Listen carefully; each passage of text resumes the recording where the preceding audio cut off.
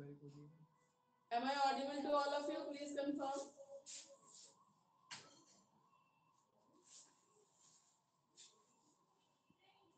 Yes, ma'am, you are audible.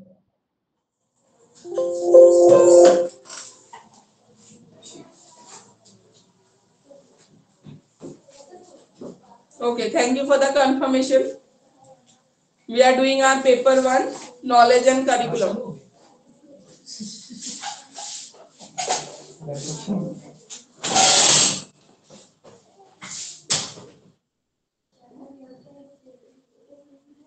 आपका Hindi medium है ना? अभी बुक लाए हो आप? नहीं, आज नहीं बुक नहीं लाया। बुक नहीं लाए? पैसा जमा करने के लिए आया था। अच्छा, तो नीतू मैम से एक हिंदी की बुक मांग के ले आइए, सेकंड ईयर की, पेज नंबर बताना होगा ना। बुक मैम इसकी हिंदी में, आज बच्चे कोई है नहीं।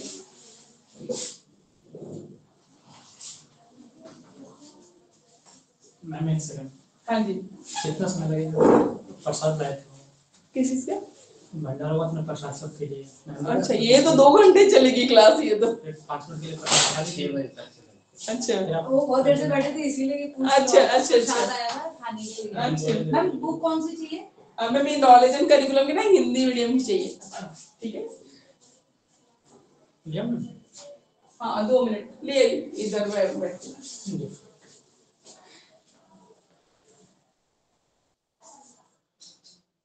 Knowledge and curriculum paper 1, last time हमने फिलोसफीज की थी, याद है आपको?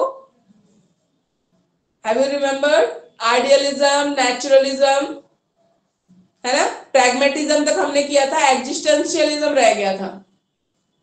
आदर्शवाद, ठीक है, प्रकृतिवाद, प्रयोगवाद, आई थिंक प्रैग्मेटिज्म हिंदी में, ठीक है, और एग्जिस्टेंशियलिज्म रह गया था जो आज हम करेंगे। We are doing western philosophies. ये कैसी फिलोसफीज है? वेस्टर्न।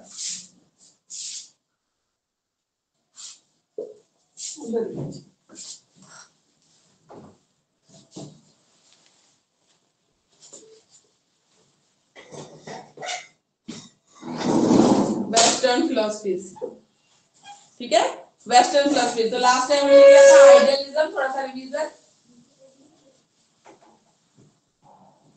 आइडियलिज्म, नेचुरलिज्म, थोड़ी देर में चाय भी आएगी, ठीक है? चाय नहीं है, चाय आई नहीं है कुछ देर से। प्रैग्मेटिज्म, अच्छा, मैं पिला के मैं चला गया था। Existentialism,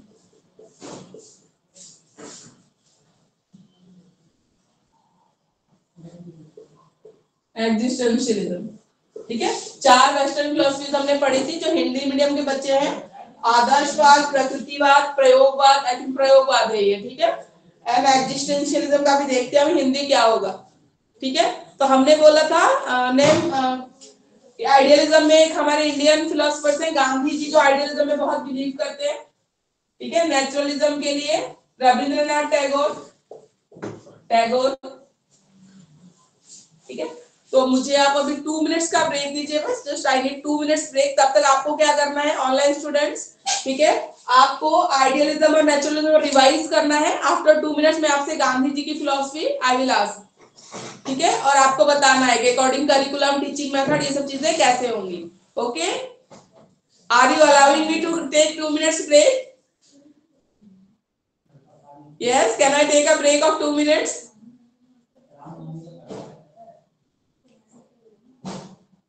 okay, why are you not answering? 2 minute का ब्रेक चाहिए मुझे, I am taking. Okay,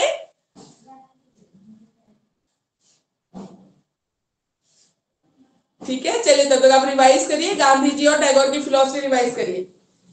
2 minutes. आप बुक नहीं लाए ना? तब तक आप भी देखिए आदर्शवाद और वो।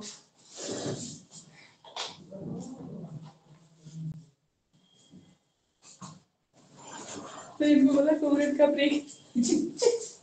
तब तक पढ़ लो, मैं पूछूंगी।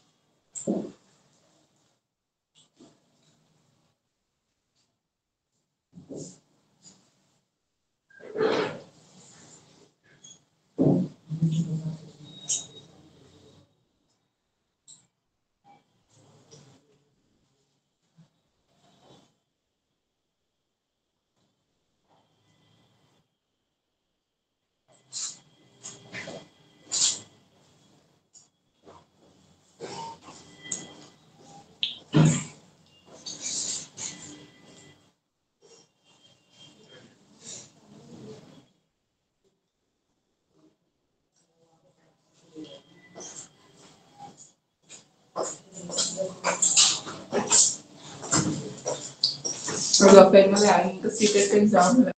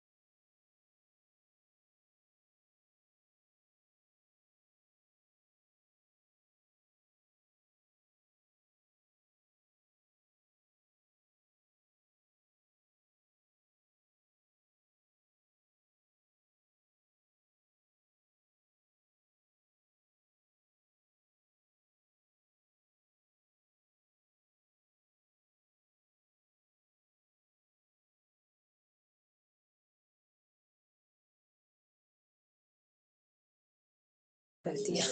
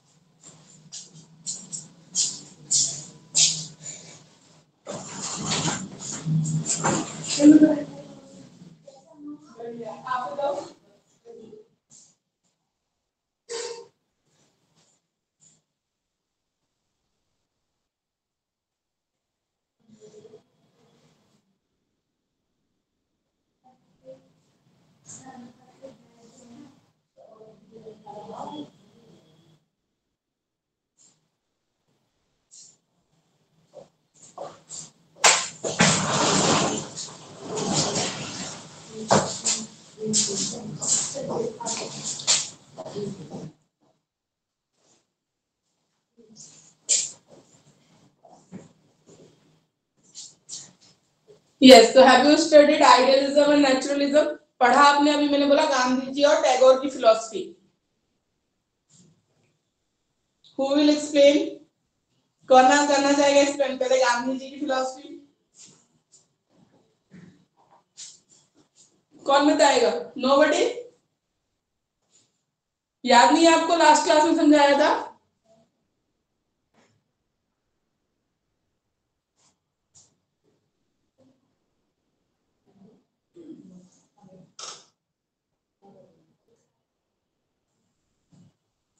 M I audible? आप लोग म्यूट पे है क्या? Am I audible to all of you? आवाज आ रही है?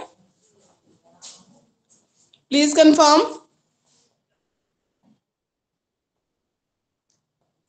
अनम्यूट है यहाँ से तो। Am I audible to all of you? Please confirm, एक बार कंफर्म तो करो। Yes, ma'am, you are audible. Okay okay, confirm. Answers नहीं दे रहे, एटलीस्ट कंफर्म तो करो ताकि मैं पढ़ा सकूं। ठीक है, चलिए। तो प्रैग्मेटिज्म तक हमने पढ़ा था, थोड़ा थोड़ा रिवाइज करते हैं। आइडियलिज्म गॉड के एग्जिस्टेंस को मानता है और क्या कहता है? God is the creator of the world. ठीक है, गॉड ने ही सब कुछ, भगवान ने ही क्रिएट किया है। ठीक है, जो भी है वो भगवान ने ही क्रिएट किया है। उसके बाद ये बहुत आदर्श, ट्रुथ, ब्यूटी एंड गॉडनेस, जो गुडनेस, सत्यम शिवम सुंदरम है, उस फिलॉसफी में बिलीव करते हैं। सच बोलना चाहिए, ट्रूथ इज एवरीथिंग। ठीक है, उसके बाद आते हैं नेचुरलिज्म पे। नेचुरलिज्म जो नेचर को अल्टीमेट पावर या सोर्स मानता है। ठीक है, नेचर को मानता है। इसने बोला कि सब कुछ नेचर ने बनाया है। ठीक है, और बच्चों को जो सिखाना भी है ना, वो नेचुरली सीखने दो, अपने आप सीखने दो, आप रोक टोक मत करो। इसलिए एक चीज हमने पढ़ी थी कि बच्चा अगर कैंडल के पास जा रहा है, आप देख रहे हो तो छोड़ दो, मत बोलो कि हाथ जलेगा। नेचुरलिज्म कहता है कि हाथ जल जाएगा तो अपने आप सीख जाएगा कि कैंडल के पास नहीं जाना चाहिए। लेकिन इतना हम इसको फॉलो करना इतना आसान नहीं है, इसमें बच्चे को हार्म भी हो सकता है। ठीक है, तो ये हमें देखना पड़ेगा थोड़ा सा, पर नेचुरलिज्म कहता है उसको नेचुरल तरीके से अपने आप सीखने दो। प्रैग्मेटिज्म क्या कहता है? प्रैग्मेटिज्म कहता है कि जो खुश होने वाली चीज है वो हम है, हम जिस चीज से खुश होते हैं ना, हमें वो करना चाहिए। ठीक है, जो हमें काम में आए हमें वो चीज करना चाहिए।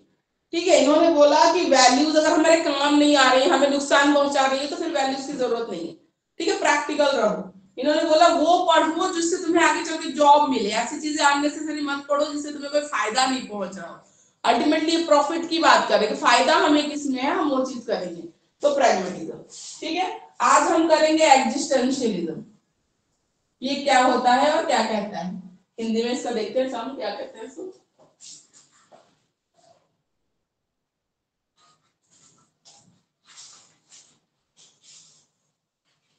इसका तो हम सांख्य वेदांता फिलॉसफी करेंगे।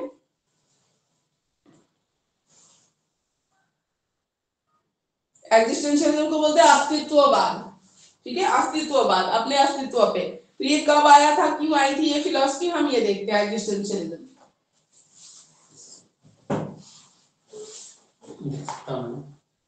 हाँ जी, देख सकते हैं existentialism.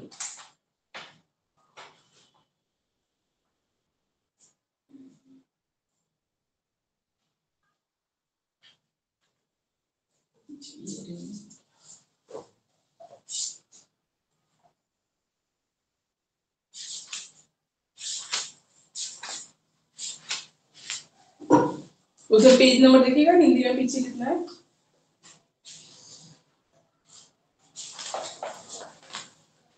Four. Page number 4 English में। 94. 94. 94। ओके, हिंदी में 177। हिंदी में 177 है। ठीक है, 177।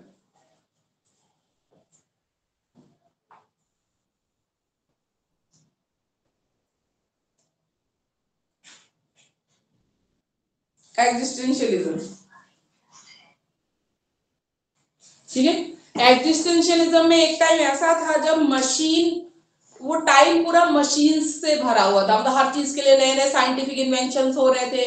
ठीक है, scientific invention after second world war. ठीक है, साइंटिफिक इन्वेंशंस हो रही थी, मशीन बनाई जा रही थी हर चीज के लिए। ठीक है, पहले जैसे लोग फैक्ट्री में कपड़े बनाते थे, टेक्सटाइल इंडस्ट्री होती थी, वहां पे वर्कर्स काम करते थे। ठीक है, फिर धीरे धीरे क्या हो गया, मशीन आ गई उस चीज के लिए, तो बहुत लोगों ने अपनी जॉब भी खो दी उस टाइम पे। ठीक है, जॉब नहीं थी क्योंकि सारा काम कौन कर रहा था, मशीन कर रहा था। ठीक है, तो उस टाइम पे ये फिलॉसफी आई थी एग्जिस्टेंशियलिज्म की, ह्यूमन बींग्स की क्या एग्जिस्टेंस है। ऐसे तो मशीन सारा ओवरटेक कर लेंगी, है ना, ह्यूमन बींग्स की कोई एग्जिस्टेंस बचेगी नहीं, कोई जरूरत ही नहीं है ह्यूमन बींग्स की। उस टाइम पे ये फिलॉसफी आई थी एग्जिस्टेंशियलिज्म। ठीक है, उस टाइम पे फिलॉसफी आई थी existentialism about existence of human being, existence of human being। ठीक है, इतना ज्यादा मशीन की डिस्कवरी हो रही थी, इन्वेंशन हो रहे थे, ठीक है, मशीन्स इन्वेंट हो रहे थे इतने ज्यादा कि वो सारे काम धीरे धीरे क्या हो रहा था, ह्यूमन बींग्स को रिप्लेस करके मशीनों ने वो जगह ले ली थी। ठीक है, तो ये फिलॉसफी आई थी एग्जिस्टेंस ऑफ ह्यूमन बीइंग, कैसे एग्जिस्ट मतलब होना चाहिए, द एग्जिस्टेंशियलिज्म। तो इसमें बोला गया है कि ह्यूमैनिटेरियन, कि ह्यूमंस की अपनी वैल्यूज हैं, ठीक है, एक इंसान की अपनी समझ है, मशीन अपनी समझ से नहीं चल सकता। ठीक है, तो इस टाइम पे थ्योरी दी गई कि human beings are not replaceable by machines. ठीक है, मशीन से आप ह्यूमन बीइंग्स को सोचोगे रिप्लेस कर दे तो ऐसा नहीं होगा, मशीन चलाने के लिए भी ह्यूमन बीइंग्स की जरूरत आपको पड़ेगी। तो जो ह्यूमन वैल्यूज की होती है ना, ह्यूमन के पास वैल्यूज है, अच्छा बुरा सोचने की समझ है, ठीक है, लेकिन मशीन्स के पास वो समझ नहीं है। तो जो ह्यूमैनिटेरियन जो वैल्यूज होती है, ह्यूमन वैल्यूज होते हैं, वो बहुत इंपॉर्टेंट है। ठीक है, तो इसके बारे में बोला गया था एग्जिस्टेंशियलिज्म में। तो एग्जिस्टेंशियलिज्म एजुकेशन के बारे में क्या कहता है, इसमें तो ऑल अबाउट ह्यूमन बीइंग, हम अपने ऊपर बात कर रहे हैं, तो इसके हिसाब से एजुकेशन कैसा होता है, चाइल्ड सेंटर्ड एजुकेशन होता है। ठीक है, child centred education, child centred education. ठीक है, एजुकेशन कैसा होना चाहिए, बच्चे के इंटरेस्ट के हिसाब से, इंटेलिजेंस के हिसाब से, ठीक है, वैसा होना चाहिए। ठीक है, ताकि बच्चा इजीली समझ सके, बिकॉज हम ह्यूमन बीइंग्स की एग्जिस्टेंस की बात कर रहे हैं, तो चाइल्ड इज, ठीक है, चाइल्ड ऑल्सो वो आगे चल के ह्यूमन बीइंग बनेगा। ठीक है, अभी भी ह्यूमन बीइंग है एक्चुअली, ठीक है, एडल्ट बनेगा, अपना काम करेगा, और अभी जब चाइल्ड है तो एजुकेशन कैसे होना चाहिए, उसके हिसाब से होना चाहिए। करिकुलम कैसा होना चाहिए, ठीक है, करिकुलम में इन्होंने बोला कि ज्यादा जो फोकस है वो ह्यूमैनिटेरियन जो सब्जेक्ट्स है, जैसे ईवीएस है, एसएसटी है, ठीक है, एसएसटी में जो सोशल वैल्यूज के बारे में पढ़ाते हैं, वो सब सब्जेक्ट ज्यादातर पढ़ाए जानना चाहिए। साइंस को अपोज करता है एग्जिस्टेंशियलिज्म, की मशीन कौन बना के दे रहा था, साइंस बना के दे रहा था ना, तो ये साइंस को अपोज करते थे, बोलते थे कि साइंस ह्यूमन वैल्यूज की बिल्कुल कदर नहीं कर रहा है, इनर जो चीजें इन जानने की जरूरत है, अपनी इनर फीलिंग्स वगैरह को, वो साइंस नहीं सिखा सकता। ठीक है ना, पीस अचीव कर सकता है, शांति नहीं अचीव कर सकता। बोलते ये जो सारे वेपन्स बन रहे हैं ये साइंस की हेल्प से बन रहा है, तो ये साइंस एजुकेशन को सपोर्ट नहीं करते। ठीक है,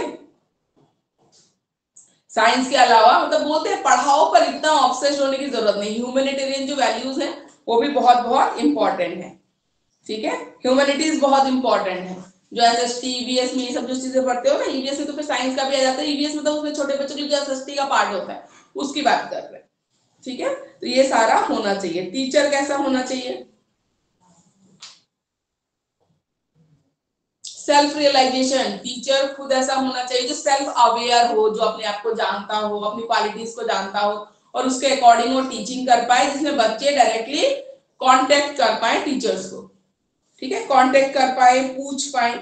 ठीक है, रिलीजियस एंड मॉरल एजुकेशन होना चाहिए, रिलीजियस एजुकेशन होना चाहिए, क्योंकि इसमें ह्यूमन बीइंग्स की इंपॉर्टेंस दे रहे हैं ह्यूमन बीइंग्स को, तो मॉरल वैल्यूज होना एक इंसान के पास बहुत ज्यादा, यही तो वो एक्चुअली में क्या कर रहे हैं, मशीन्स को अपोज कर रहे हैं और ह्यूमन बीइंग्स की एग्जिस्टेंस की बात कर रहे हैं। तो मोरल वैल्यू सबसे बड़ी चीज है कि इंसान सोच सकता है what is right what is wrong. ठीक है, वो सोच सकता है, अगर मशीन के आगे किसी का हाथ आ जाए तो मशीन नहीं सोच सकता कि मैं रुक जाऊं, इसका हाथ कट जाएगा, इसको नुकसान हो जाएगा। लेकिन बीइंग अ ह्यूमन बीइंग, हम ये गलत किसी के साथ करने से पहले 4 बार सोचते हैं या हम नहीं करते हैं। ठीक है ना, तो ये चीज होती है। तो मोरल्स वो हमारे पास है, ह्यूमन बीइंग्स के पास है, एथिक्स है हमारे पास, मशीन्स के पास नहीं है। ठीक है, तो ये होता है, इनर सेल्फ को डेवलप करने की बात करती है, और ह्यूमन बीइंग्स की बहुत पोटेंट क्वालिटीज हैं हमारे अंदर, ठीक है, उनको डेवलप करने की बात करता है। टोटल डेवलपमेंट की बात करता है, development of personality through education, education ऐसा हो जो इंसान की पर्सनालिटी को डेवलप करे, जो किसी से दबे नहीं, जब इंसान किसी से दबे नहीं, खुल के अपने ओपिनियन रख सके, अपनी वैल्यू को एनहांस कर सके।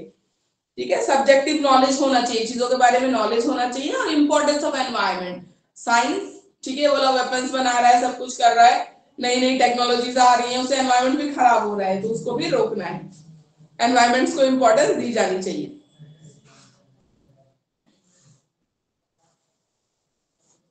ह्यूमैनिटीज पे इन्होंने बहुत ज्यादा एम्फेसिस कर दिया, अगर हम उस पे करते हैं मेरिट डिमेरिट पे, मेरिट है कि ह्यूमैनिटीज की बात कर रहा है, अच्छी बात है, मॉरल वैल्यूज की बात कर रहा है, प्लस पॉइंट है, पर बहुत ज्यादा एम्फेसिस है ह्यूमैनिटीज सब्जेक्ट पे, तो ये डिमेरिट में आता है।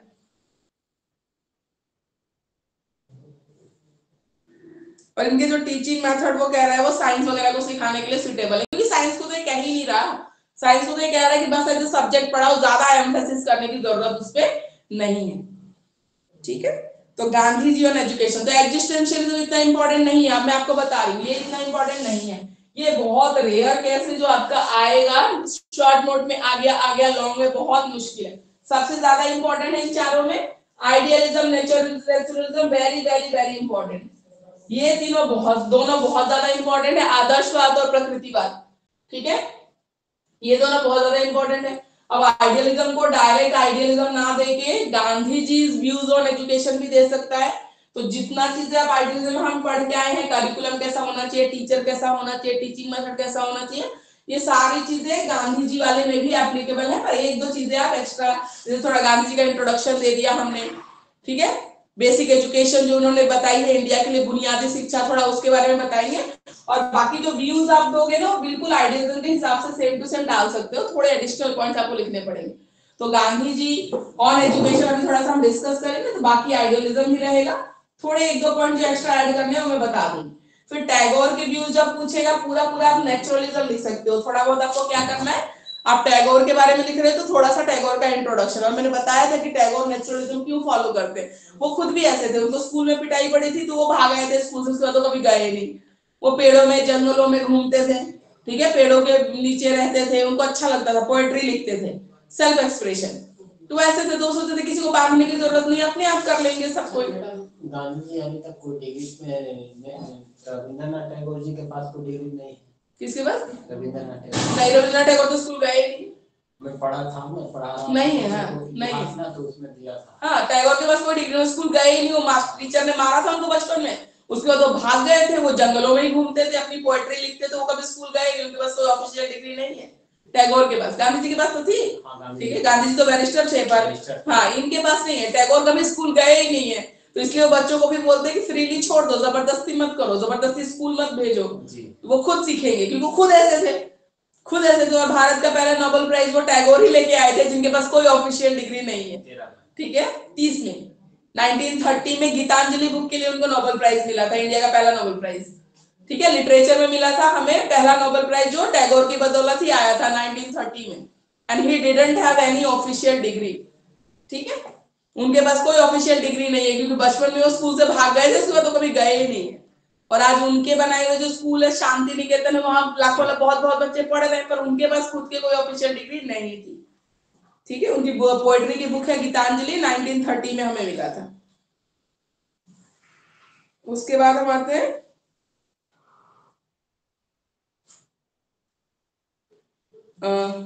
हाँ गांधी जी ऑन एजुकेशन, ठीक है, गांधी जी। तो गांधी जी ने जो एजुकेशन की डेफिनेशन दी है ना, वो बहुत एक्सेप्टेड एक डेफिनेशन है जो हम हर जगह यूज करते हैं। Education is all round development of the child, ठीक है, बच्चे का ऑल राउंड डेवलपमेंट, मतलब हर तरीके से उसका डेवलपमेंट, जैसे सोशल भी, इमोशनल भी, फिजिकल भी, इंटेलेक्चुअल भी, मोरल भी, हर तरीके से उसका डेवलपमेंट जब होता है उसी को हम एजुकेशन बोलते हैं। तो ये गांधी जी का दिया हुआ डेफिनेशन है जो वेल एक्सेप्टेड है, और मोस्टली हम जब एजुकेशन के बारे में डिस्क्राइब करते हैं, कहीं नोट्स लिखते हैं, तो हम ये डेफिनेशन जरूर इंक्लूड करते हैं, ठीक है। And this definition was given by Gandhi ji का दिया हुआ डेफिनेशन है। तो एम्स ऑफ एजुकेशन, ठीक है, गांधी जी के हिसाब से पहला था ब्रेड एंड बटर एम, मतलब गांधी जी चाहते थे सेल्फ सस्टेन बनाना, इंडिविजुअल को भी और एजुकेशन सिस्टम को भी, ठीक है। गांधी जी बोलते थे ना, गांधी जी ने बोला था कि हर स्कूल में कुछ ना कुछ क्राफ्ट वर्क सिखाया जाना चाहिए, ठीक है, every child should learn some type of craft work. उसको या तो मिट्टी के पॉट्स बनाने आते हो, या बैम्बू से कुछ क्राफ्ट बनाना आता हो, जैसे बैम्बू के वो फैन होते हैं, आप लोगों ने देखा होगा, ठीक है, जो गांव वगैरह में या यहाँ भी मिलता है, कभी लाइट वेट कट जाती है, बैम्बू का जो आता है बिल्कुल ऐसे, या बैम्बू के बास्केट बनाने, या मूर्तियां बनाना, कुछ ऐसा क्राफ्ट वर्क, ठीक है, कोई भी क्राफ्ट वर्क आना चाहिए, ताकि बच्चा अगर स्कूल छोड़ देता है या नहीं पढ़ पाता है किसी भी रीजन की वजह से, उस टाइम गांधी जी ने दी थी फिलॉसफी। तो उन्होंने बोला था कि एटलीस्ट बच्चा खुद कुछ कमा के कर सके, दूसरों पे डिपेंडेंट ना हो, है ना, डिग्री नहीं भी है तो कुछ हैंडीक्राफ्ट आइटम बना ले, कुछ ऐसी चीज बना ले, ठीक है। तो ब्रेड एंड बटर एम था गांधी जी का। फिर वो कहते थे कि वो स्कूल, उस टाइम तो ब्रिटिश गवर्नमेंट था, ठीक है, तो बोलते थे कुछ ऐसे स्कूल होने चाहिए ताकि हमें उन गवर्नमेंट पे डिपेंडेंट ना होना पड़े पैसे के लिए। इन्होंने बोला अगर हैंडीक्राफ्ट आइटम हम सिखाएंगे तो बच्चे क्या करेंगे, उसको बनाएंगे, ठीक है, और उसको हम बेच सकते हैं, उसको बेच के जो पैसा आएगा उससे स्कूल चलेगा, फिर हमें दूसरों से पैसा लेने की जरूरत नहीं पड़ेगी। सेल्फ सस्टेन्ड एजुकेशन सिस्टम, ठीक है, सेल्फ सस्टेन्ड। उसके बाद हम आते हैं कल्चरल एम। गांधी जी अपने इंडियन कल्चर को बहुत ही एडमायर करते थे और उन्होंने बोला था कि इसको हमें generation to generation pass on करना है, अपनी जो हमारा कल्चर है, इंडियन कल्चर, उसको प्रिजर्व करना है, ठीक है। गीता और रामायण उन्होंने बोला स्टूडेंट को पढ़ाना चाहिए, स्पिरिचुअल हेरिटेज हमारी मेंटेन होनी चाहिए, बच्चों को अच्छी बातें पता होनी चाहिए हमारे कल्चर की। हार्मोनियस डेवलपमेंट, ठीक है, गांधी जी ने बोला था हार्मोनियस डेवलपमेंट मतलब एक साथ चीजों का डेवलपमेंट, जैसे उन्होंने बोला reading, writing and arithmetic 3R, ठीक है, 3Rs। तो 3Rs का डेवलपमेंट एक साथ, जैसे बच्चे को जब पढ़ाना शुरू करते हैं नर्सरी में, रीडिंग भी सिखाते हैं, राइटिंग भी सिखाते हो, अरिथमेटिक नंबर भी, मैथ और कुछ ईवीएस नहीं भी सिखाते, 3 सब्जेक्ट तो मेन शुरू हो जाते हैं बच्चों के, रीडिंग, राइटिंग एंड अरिथमेटिक। तो बोला हार्मोनियस डेवलपमेंट, ये सारी चीजें एक साथ बच्चे को आनी चाहिए। Moral M, obviously Gandhi ji खुद ही एक बहुत हाई वैल्यूज, मोरल वैल्यूज वाले इंसान थे, तो मोरल वैल्यू डेवलप के लिए बहुत ज्यादा सजेस्ट करते थे कि बच्चों में मोरल वैल्यू डेवलप होना चाहिए, moral aim. Social and individual aim, ठीक है, इसमें बोलते थे कि जैसे ट्रूथ और नॉन वायलेंस, सत्य और अहिंसा होनी चाहिए सोसाइटी में, ठीक है, और इंसान को अपने अंदर भी ये चीज लानी चाहिए ताकि वो किसी से हिंसा ना करे, हिंसा करने से पहले 4 बार सोचे, नहीं करना है, ठीक है, ट्रूथ और सच बोलना है, ट्रूथ है, नॉन वायलेंस। अल्टीमेट एम इन्होंने बोला सेल्फ रियलाइजेशन, अपने आप को जानना। एजुकेशन का अल्टीमेट एम क्या होना चाहिए? सेल्फ रियलाइजेशन, ठीक है, और अपने आप को जानना, भगवान को मानना, ठीक है, गांधी ने भी बोला, भगवान गीता रामायण बोला, उन्होंने पढ़ाओ कि अच्छी अच्छी चीजें बच्चों को बतानी चाहिए।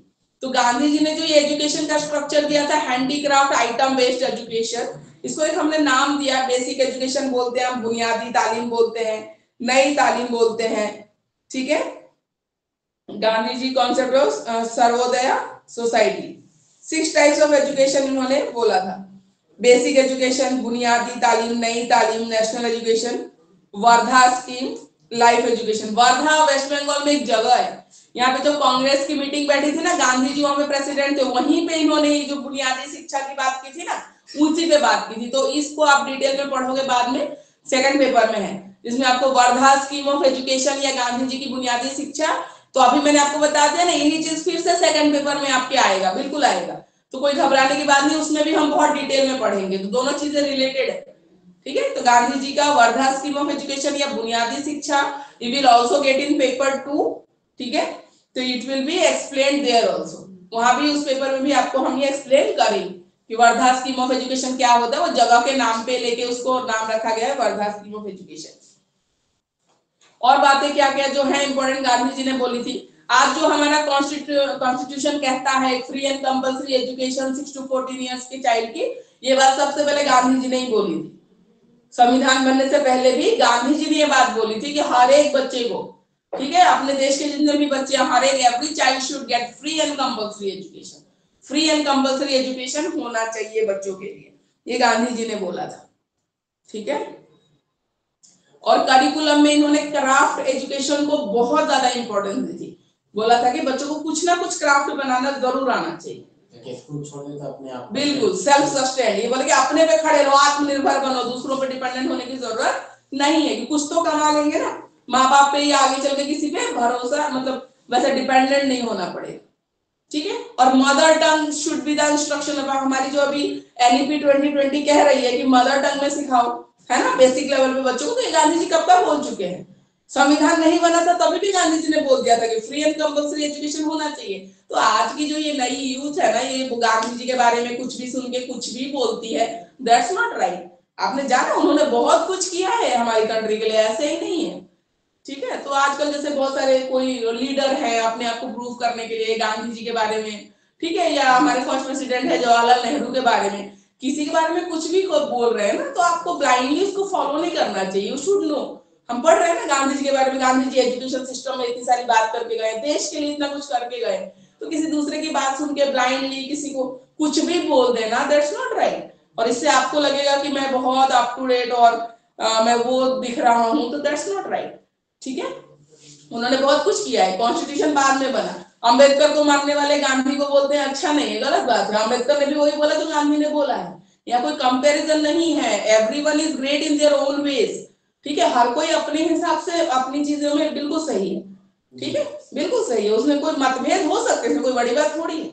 मतभेद तो घर वालों के बीच में भी होते हैं, तो दैट्स नॉट रॉन्ग। अपने ओपिनियन रखना और ना एक्सेप्ट कर पाना, दैट्स राइट, ठीक है, दैट्स ओके, टोटली ओके होता है, इसमें कुछ नहीं। गांधी और अम्बेडकर के विचारों में मतभेद था तो था, दैट्स ओके, टोटली फाइन, उसमें कोई ये बात नहीं है ना। मतभेद होना कोई बड़ी बात नहीं होगी। आपको ये चीज अच्छी लग रही, मुझे नहीं अच्छी लग रही, उसको ग्रेसफुली एक्सेप्ट करना अच्छी बात होती है। निकलता है उससे। बिल्कुल बिल्कुल, आपको कुछ अच्छी नहीं लग रहा तो वो कुछ बोल रहे हो तो हो सकता है आपको भी लगे कि नहीं मेरे में गलती है, आप में गलती है। उसको एक उसके साथ ग्रेसफुली एक एक्सेप्ट करना बहुत बड़ी बात होती है, ठीक है।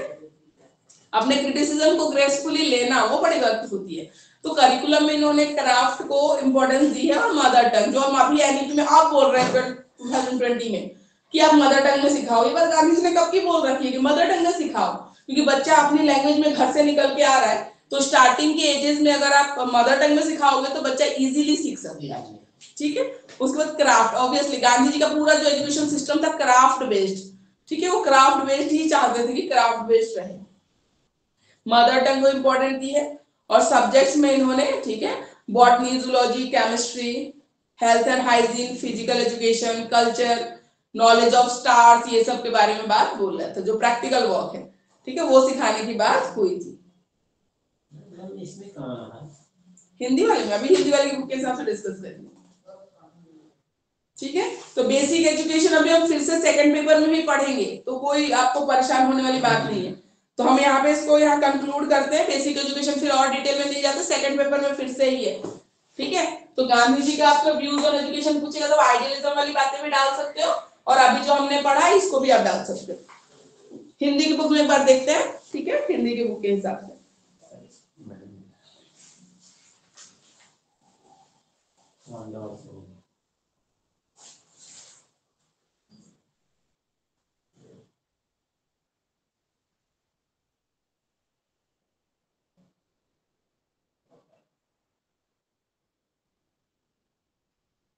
हिंदी की बुक में नहीं दिया हुआ है गांधी जी वाला,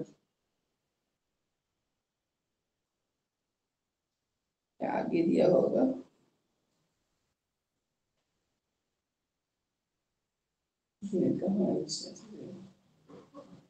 प्रयोजनवाद,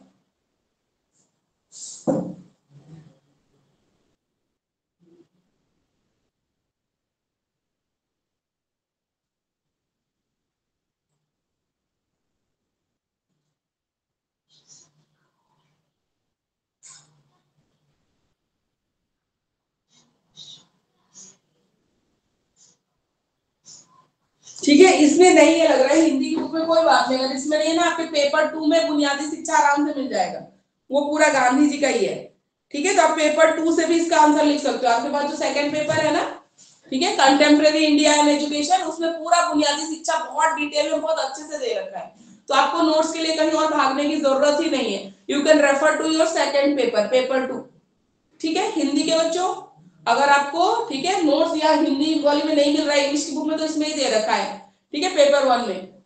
तो इसके बाद कंटेम्प्रेरी इंडियन एजुकेशन, ठीक है, या दूसरा जो पेपर है आपका, वो आपने फर्स्ट ईयर में ही तो पढ़ लिया था, कंटेम्प्रेरी फर्स्ट ईयर में ही था, फर्स्ट ईयर में था, वो फर्स्ट ईयर वाली बुक पढ़ी होगी, उसमें मिल जाएगी आपको, ठीक है। जो सेकंड पेपर था आपका ना फर्स्ट ईयर में, उसमें आपको आराम से बुनियादी शिक्षा मिल जाएगा, आराम से आप पढ़ के आए हो फर्स्ट ईयर में, वही चीजें लिखनी है। क्लियर है हिंदी मीडियम स्टूडेंट्स? ठीक है, अभी हम टैगोर डिस्कस करेंगे।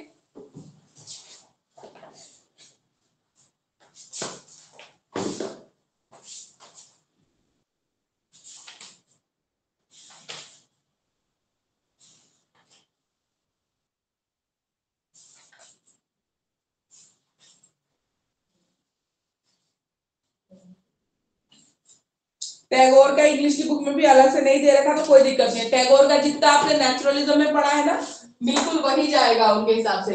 तो जब टैगोर के एजुकेशन के बारे में लिखोगे, आपको क्या करना है, टैगोर का थोड़ा सा इंट्रो देना है कि वो खुद क्यों ऐसे थे। जैसे मैंने बोला ना, स्कूल से भाग गए थे, इसकी वजह से उनका जो थिंकिंग थी, लाइफ की फिलॉसफी थी कि नेचुरल रहना चाहिए, बाउंडेशन में नहीं रहना चाहिए, फ्री रहोगे तो आप क्रिएटिव थिंकिंग कर सकते हो, सोच सकते हो।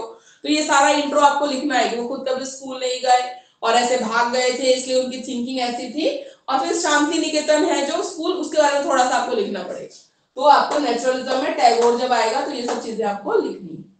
ठीक है, समझ में आ रहा है? ठीक है, तो गांधी जी और टैगोर तो फिक्स है, ये दोनों तो पूछे ही जाते हैं आपको हमेशा, ये क्वेश्चन मैम फिक्स है। यस, बोलिए। ये जैसे फर्स्ट ईयर में होती थी ना हमारी ऑल इन जो मतलब 4 सब्जेक्ट्स में नोट्स रहते थे, तो ऐसे सेकंड ईयर में नहीं है क्या?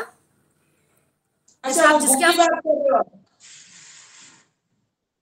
बुक की बात कर रहे हो ना, जो हमारे पास फर्स्ट ईयर में जो थी जिसमें नोट्स होते थे, वो बिल्कुल मैम, स्ट्रॉबेरी वाली बुक की बात कर रहे हो आप? चौधरी ठाकुर जो भी थी, मुझे वो पता नहीं है पब्लिशर, लेकिन थी ना एक ऐसी बुक। जिसमें से हम करते थे, यस यस। चलो सेकंड ईयर कोई के नहीं, लिए मैं पूछती हूँ। बोलिए। मैंने कहा सेकंड ईयर के लिए अवेलेबल है।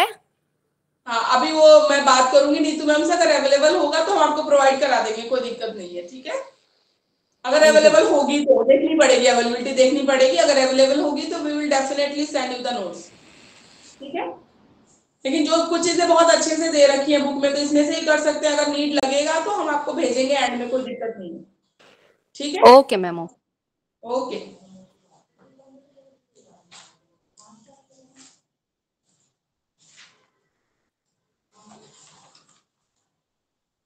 एक औरबिंदो का ना कभी कभी आता है, औरबिंदो घोष थे, ठीक है, इनकी फिलॉसफी कभी कभार आती है। ठीक है, तो आज को आपको मैं होमवर्क दे दूं, मैं तो करा ही दूंगी, नेक्स्ट क्लास में कराऊंगी, पर औरबिंदो घोष की फिलॉसफी आप पढ़ो। ठीक है, ये कभी कभी आती है, मतलब इतना ऐसा नहीं है कि आएगी, या ऑप्शन में भी आएगा, पर जब आती है ना तो एक बार सोच रहे हैं हम पढ़ लें इसको, औरबिंदो घोष। ठीक है, जैसे गांधी जी और टैगोर का तो कंपल्शन है, और इसमें तो दो में से एक तो आना ही आना है। बेटा ये जो क्वेश्चन है वेस्टर्न फिलॉसफी, हाँ जी, इसमें दिया रहेगा ना आइडियलिज्म हाँ और नेचुरलिज्म। हाँ, तो आइडियलिज्म गांधी जी के बारे में लिखना है, बिल्कुल, क्योंकि और खुद आइडियलिस्टिक थिंकिंग वाले थे। हाँ, नेचुरलिज्म में गांधी जी के बारे में लिखना है। नहीं, गांधी जी के बारे में नहीं लिखना। नहीं, अगर आपको रविंद्रनाथ टैगोर के बारे में नेचुरलिज्म नहीं, सिर्फ अगर आपको बोलेगा कि आदर्शवाद को ही व्याख्या करें, यस। ठीक है, तो गांधी जी के बारे में नहीं लिखेंगे। फिर हम इसमें बताया कि आइडियलिज्म क्या होता है, और हर फिलोसफी में हम 3 चीजें डिस्कस करते हैं। एक तो डिस्कस करते हैं कि किस मतलब हिंदी में क्या बोले, किस कितने वर्ल्ड के बारे में बात करते हैं, वो इसी दुनिया में भरोसा कर रहा है कि स्वर्ग नर्क की बात कर रहा है, इसके बाद में भी भरोसा कर रहा है। ठीक है, एक हम पढ़ते हैं कि नॉलेज कैसे मिलती है हमें। ठीक है, नॉलेज हम कैसे मिलती है, ये सब चीजें बताते हैं। तो ये मैंने पढ़ाया था लास्ट क्लास में, इसको पढ़िए आप। अगर कोई दिक्कत होगी तो नेक्स्ट क्लास में मुझसे पूछिएगा, मैंने पढ़ा चुकी हूँ इसको। ठीक है, तो आदर्शवाद में वो लिखना है कि ये जो फिलॉसफी है, ये जो सोच है, वो इन चीजों के बारे में क्या बोलती है, ज्ञान कैसे मिलता है, कितने वर्ड में बिलीव करता है। फिर इसके हिसाब से, आदर्शवाद के हिसाब से आपका करिकुलम जो स्कूल में पढ़ाया जा रहा है वो कैसा होना चाहिए। ठीक है, टीचिंग के जो मेथड्स है वो कैसे होने चाहिए, सब्जेक्ट्स कौन से पढ़ाए जाने चाहिए, इवैल्यूएशन कैसा होना चाहिए। ठीक है, ये सब चीजें करनी है इसमें। अगर गांधी जी पूछेंगे तो गांधी जी के बारे में हम बताएंगे। अगर सिर्फ आइडियलिज्म पूछेगा तो आइडियलिज्म के हिसाब से टीचिंग मेथड, आइडियलिज्म के हिसाब से करिकुलम, आइडियलिज्म के हिसाब से सब्जेक्ट्स, ये सब बताना है, ये बुक में दे रखा है। ठीक है, सिर्फ नेचुरलिज्म पूछेगा तो ऐसे ही हम बताएंगे नेचुरलिज्म के बारे में कि टीचिंग मेथड कैसा होना चाहिए, करिकुलम कैसा होना चाहिए, टीचर कैसा होना चाहिए, ये सब चीजें। अगर टैगोर पूछते हैं तो हम नेचुरलिज्म के बारे में ही बताएंगे, लेकिन हम बात बोलेंगे कि अकॉर्डिंग टू टैगोर, ये नाम देके हम बोलेंगे। ये बात है, आई बात समझ में? ठीक है, प्रैग्मेटिज्म होता है प्रयोजनवादी, जॉन डेवी की फिलॉसफी है, तो इसको भी पूछेंगे तो ये कम चांसेस है, ज्यादातर चांसेस आइडियलिज्म और नेचुरलिज्म के ही रहते हैं जो पूछते हैं। एग्जिस्टेंशियलिज्म का बहुत कम चांस है, आएगा तो शॉर्ट नोट में आएगा, नहीं तो नहीं भी आता है। एग्जिस्टेंशियलिज्म में आपको बता रही हूँ साफ साफ, इसके बहुत कम चांसेस है, ये शॉर्ट नोट में आता है तो आता है, नहीं तो नहीं भी आएगा। और थिंकर्स में गांधी जी हो गए, एक टैगोर हो गए, एक अरविंदो घोष आता है कभी कभी। So this is your homework. ठीक है, मैं नेक्स्ट क्लास में पहले आपसे पूछूंगी, then I will describe Aurobindo Ghosh की philosophy. This is your homework. और अरविंदो घोष, इनकी क्या फिलॉसफी थी, इनके बारे में पढ़िए और मुझे नेक्स्ट क्लास में बताना है आपको। ठीक है, तो यहाँ पे हमारी सारी वेस्टर्न फिलोसफीज कंप्लीट होती हैं। अब हम आएंगे इंडियन फिलोसफी। इंडियन फिलोसफी सांख्य और वेदांता, 2 फिलोसफीज है इंडियन। ठीक है, जो हमें करनी है, सांख्य और वेदांत।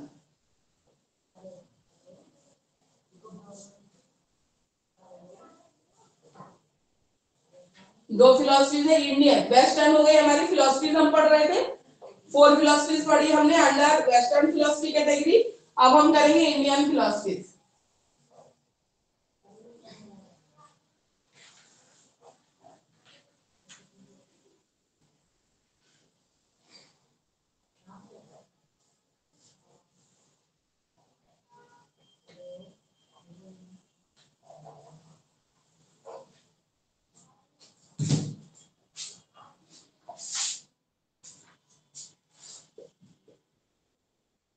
इंडियन फिलोसफीज,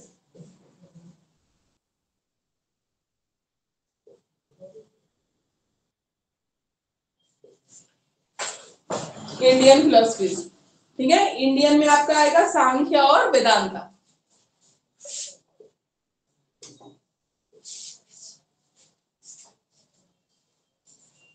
पहले सांख्य करेंगे फिर वेदांता करेंगे।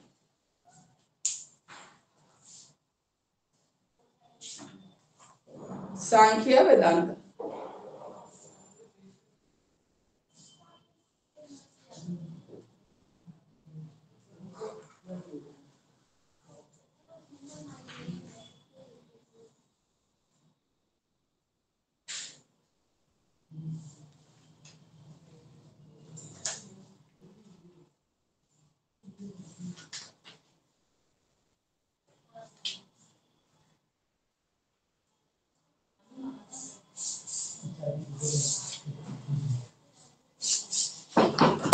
ठीक है। सांख्य फिलोसफी की बात करेंगे। इसमें वेदांता के बाद नहीं है। हाँ, दोनों डिस्कस करेंगे, सांख्य भी होगा उसके आगे होगा।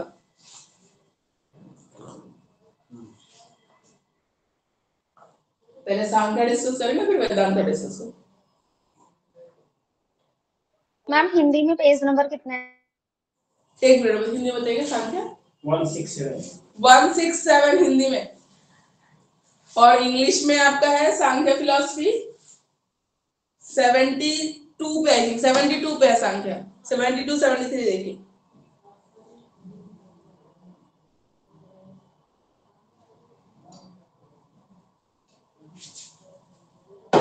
एक मिनट दीजिए, पहले हिंदी की बुक के हिसाब से देख लो, चीजें तो सेम ही है, फिर इंग्लिश के हिसाब से मैं बता दूंगी। वैसे तो है ये इंडियन फिलोसफी, ठीक है। सांख्य फिलोसफी मैम हिंदी में पेज नंबर? हिंदी में पेज नंबर है 165, हिंदी में 165 है। क्यों? मिल गया? Yes ma'am.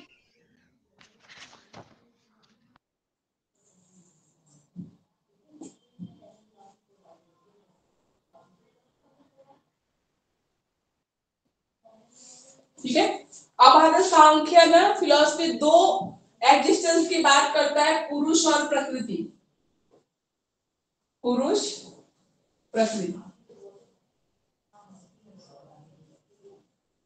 यहां पुरुष का मतलब है सेल्फ, अपने आप को, ठीक है, आत्मा, सोल की बात कर रहे हैं, ठीक है। किसकी बात कर रहे हैं? पुरुष मतलब सोल, आत्मा की बात कर रहे हैं।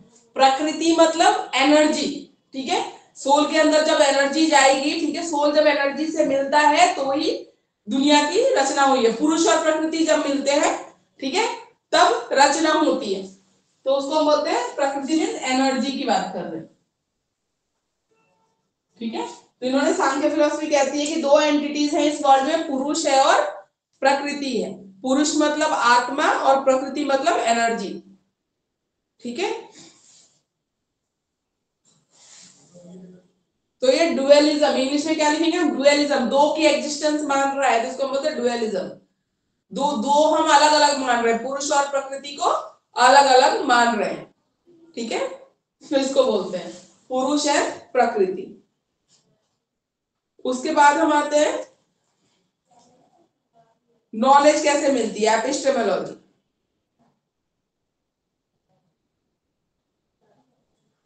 हिंदी में जो कल्चर हो गया और यहाँ से सांख्य एक्वायरिंग नॉलेज है, सांख्य फिलॉसफी, ठीक है।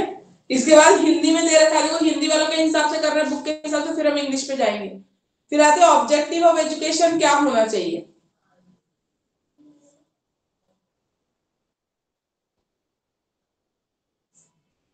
पता नहीं ऊपर हेडिंग कुछ और डालते हैं, अंदर कुछ और लिखते तो कुछ समझ ही नहीं आया। इन्होंने बोला जो इंडिविजुअल है, जो पुरुष है, वो 3 चीजों से मिलके बना है, जो शरीर है, बॉडी है, ठीक है। सत्वगुण, तो इंग्लिश में भी वही लिखो क्योंकि है ही इंडियन फिलोसफी, तो वर्ड सारे यही आएंगे। सत्वगुण, ठीक है, रजोगुण और तमोगुण। सत्वगुण, रजोगुण और तमोगुण।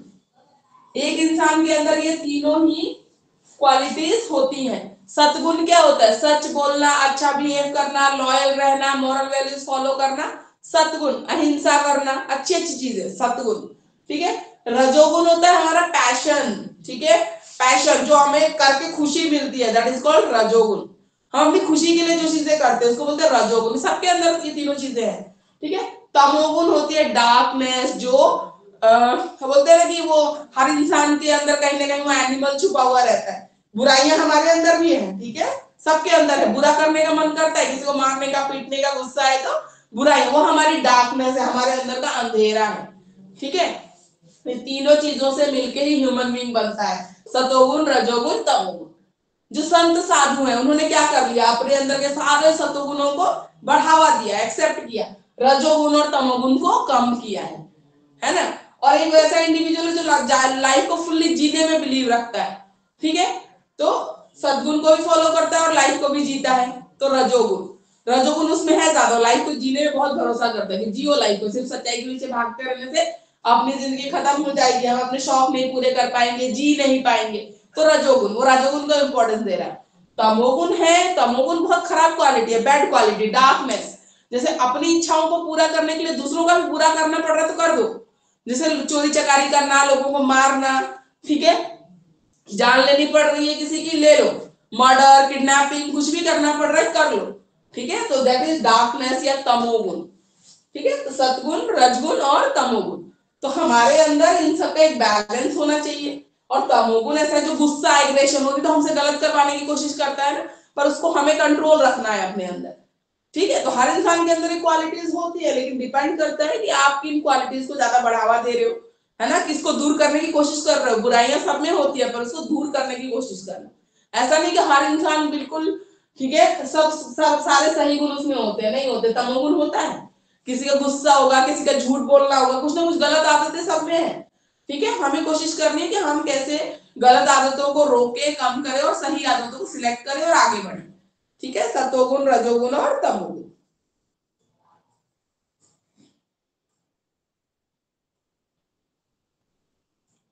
नॉलेज, हम अपने आप को जब नहीं जानते, चीजों को नहीं जानते, जब लैक ऑफ नॉलेज होता है ना, तो हमें 3 तरीके की तकलीफें झेलनी पड़ती है। देखो हिंदी की बुक में 166 पेज नंबर पे दे रखा है, दुख होता है। दुख किस किस टाइप का होता है?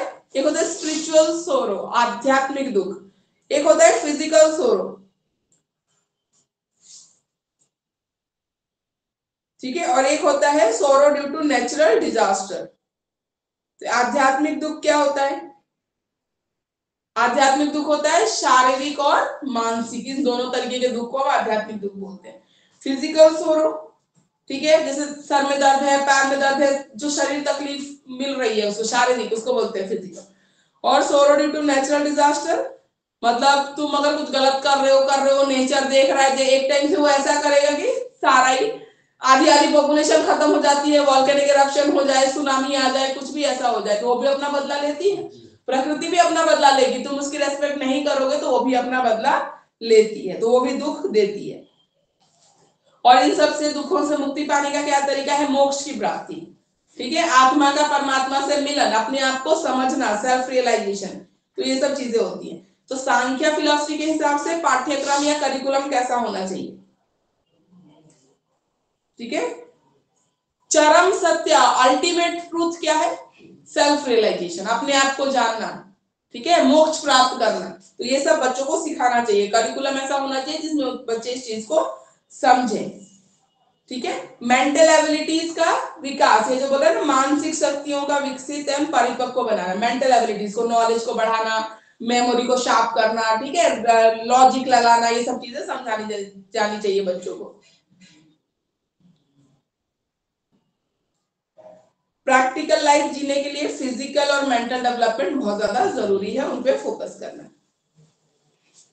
अब इन्फेंसी में छोटे बच्चों को क्या होना चाहिए, ठीक है, तो छोटे बच्चों में ज्यादा फिजिकल एक्सरसाइज और गेम्स खिलानी चाहिए, क्योंकि अभी उनकी मेंटल एबिलिटीज की है नहीं, इन्फेंसी बोल रहे हैं, छोटे बच्चे 2 साल तक इन्फेंसी बोलते हैं, ठीक है, उनको तो कुछ आएगा नहीं समझ में, तो फिजिकल एक्टिविटीज पे ज्यादा फोकस करना।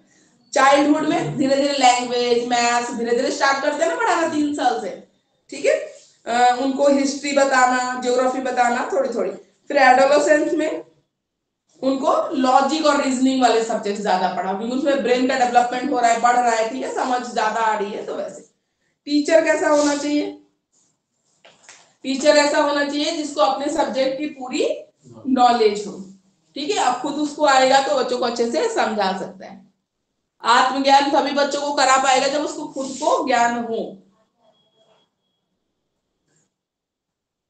टीचिंग मेथड्स में लर्निंग बाय डूइंग, ठीक है, एनवायरनमेंट में दिखा के सिखाना, question answer method, lecture method, ठीक है, क्लास एक्टिविटीज, ये सब आप करवा सकते हैं।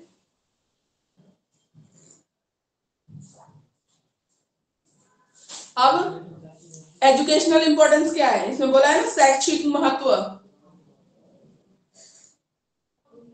इसमें बोला है कि सबके अंदर, मतलब हर बच्चे के अंदर, लर्नर के अंदर भी तीनों चीजें होंगी, ठीक है, तो आपको वो बैलेंस देखना है कि किसी में तमोगुण बैड क्वालिटीज ज्यादा है तो उस बच्चे को समझाइए, अच्छी क्वालिटीज के बारे में बताइए, ठीक है, ऐसे।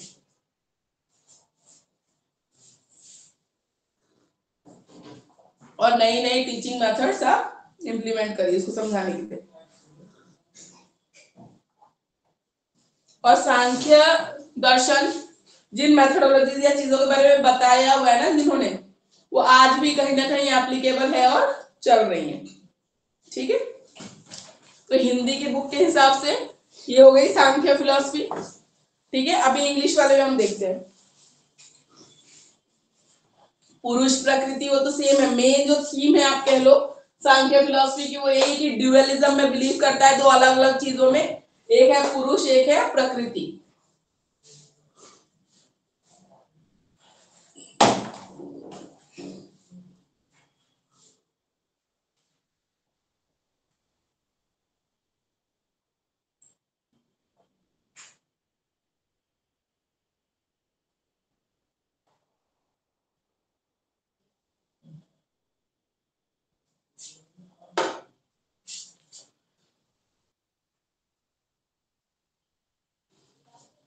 एपिस्टेमोलॉजी, ठीक है, सांख्य दर्शन क्या कहता है, नॉलेज कैसे कैसे मिलती है, हिंदी वाले में नहीं था, आप चाहो तो आप भी ऐड ऑन कर सकते हो उस चीज को, ठीक है, कि नॉलेज कैसे कैसे सांख्य के हिसाब से नॉलेज किस किस तरीके से मिल सकता है।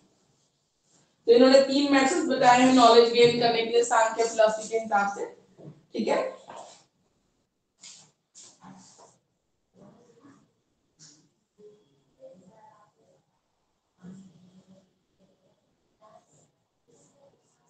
एक है प्रत्यक्ष ज्ञान, कैसे मिल सकता है, हमें प्रत्यक्ष देख के मिल सकता है, चीजें हम सीख सकते हैं, तो प्रत्यक्ष बोलते हैं इसको हिंदी में, इंग्लिश में भी वही होगा, है इंडियन फिलॉसफी, हिंदी के वर्ड ही आपको मिलेंगे, प्रत्यक्ष। दूसरा है अनुमान, अनुमान लगाना किसी चीज के बारे में। तीसरा है शब्द, शब्द मतलब जो टीचर पढ़ा रहा है, गुरु जो समझा रहा है, वो शब्द बता रहा है ना, तो उसके थ्रू भी हम सीख सकते हैं, प्रत्यक्ष देख के सीख सकते हैं, अनुमान लगा सकते हैं कि ऐसा हुआ होगा या इसके पीछे ऐसा हो सकता है, अनुमान लगाना। तो ये 3 तरीकों से हम सीख सकते हैं। अनुमान मीन्स इन्फ्रेंस, ठीक है, प्रत्यक्ष मीन्स परसेप्शन, देख के सीखना, शब्द मीन्स वर्ड्स।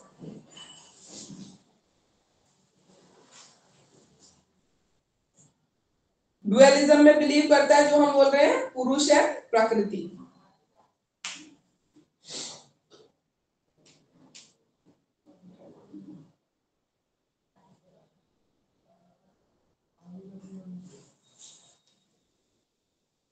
तो पुरुष है प्योर कॉन्शियसनेस, ठीक है, हम सेल्फ अपने बारे में बात कर रहे हैं तब पुरुष की बात करते हैं, इंडिपेंडेंट है, फ्री है, ठीक है।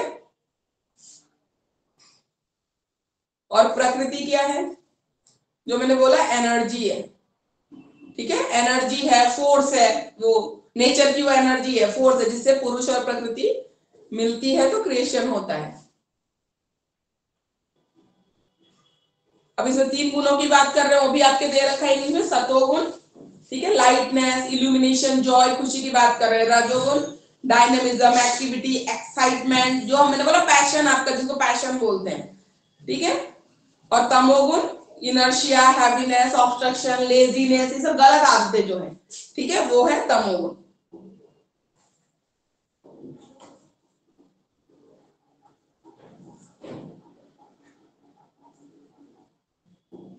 तो इन्होंने बोला आत्मा कभी मरती नहीं है, ठीक है, वो तो हमेशा रहेगी।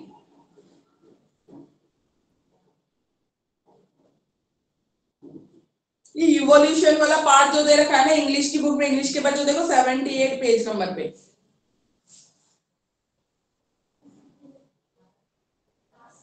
ठीक है, देख रहे हो इंग्लिश वाले बच्चे 78 पेज नंबर पे जो इवोल्यूशन दे रखा है ना, ये आप नहीं भी करोगे तो चलेगा, ये बहुत ज्यादा एक्स्ट्रा दे रखा है, ठीक है,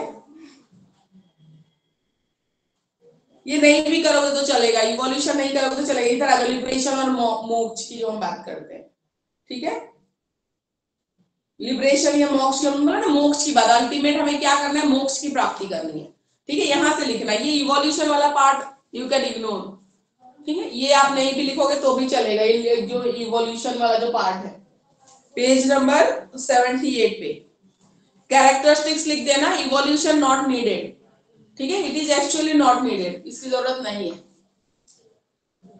सांख्य फिलॉसफी की कैरेक्टरिस्टिक्स, इमोर्टेलिटी ऑफ सोल, क्या कहता है, आत्मा कभी मरती नहीं है, अमर है।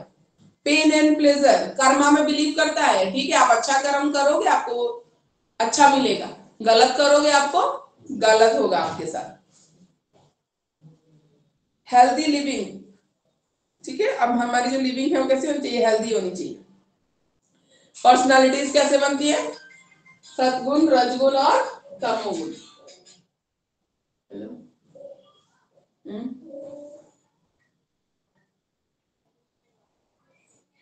हम्म,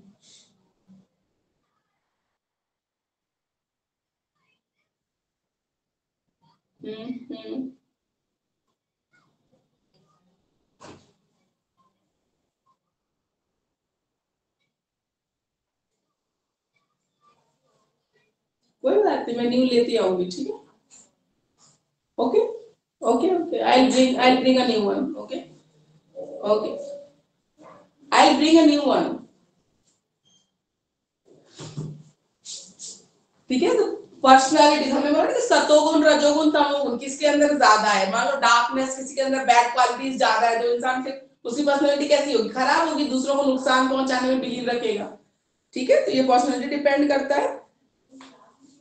और प्रकृति है वो मैटर है, एनर्जी है, ठीक है, तो ऐसे, और पुरुष है वो सोल है, आत्मा है, या हम सेल्फ अपने आप की बात कर रहे हैं। तो ये सारा मेन आपका जो थीम है सांख्य फिलॉसफी की, ठीक है, तो इसको आप अच्छे से पढ़िए। सांख्य और वेदांता में से एक फिक्स है, यहाँ से आता है इंडियन, और वेस्टर्न में से idealism, naturalism very very important है, वहां से आता है, ठीक है। वेदांता देखते हैं, वेदांता फिलॉसफी, वेदांता नाम 2 वर्ड से मिलके बना है, वेद प्लस अंत, ठीक है, वेद जहां पे खत्म होता है ना वहां पे ये फिलॉसफी शुरू होती है, वेदांता, वेदांता फिलॉसफी, वेदों का अंत, Vedanta. Second philosophy Vedanta philosophy,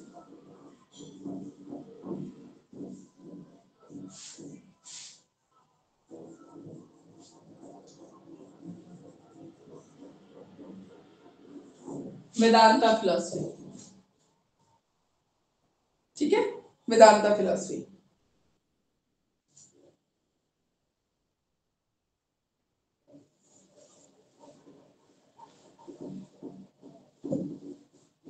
Vedanta, ठीक है, फिलॉसफी हिंदी में आते हैं पहले, फिर इंग्लिश में आएंगे।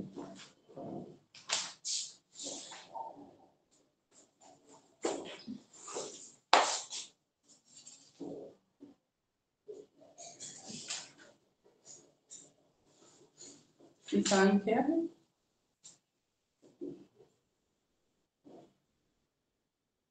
इसमें सीधा उसमें शुरू हो गया education according to Vedanta class.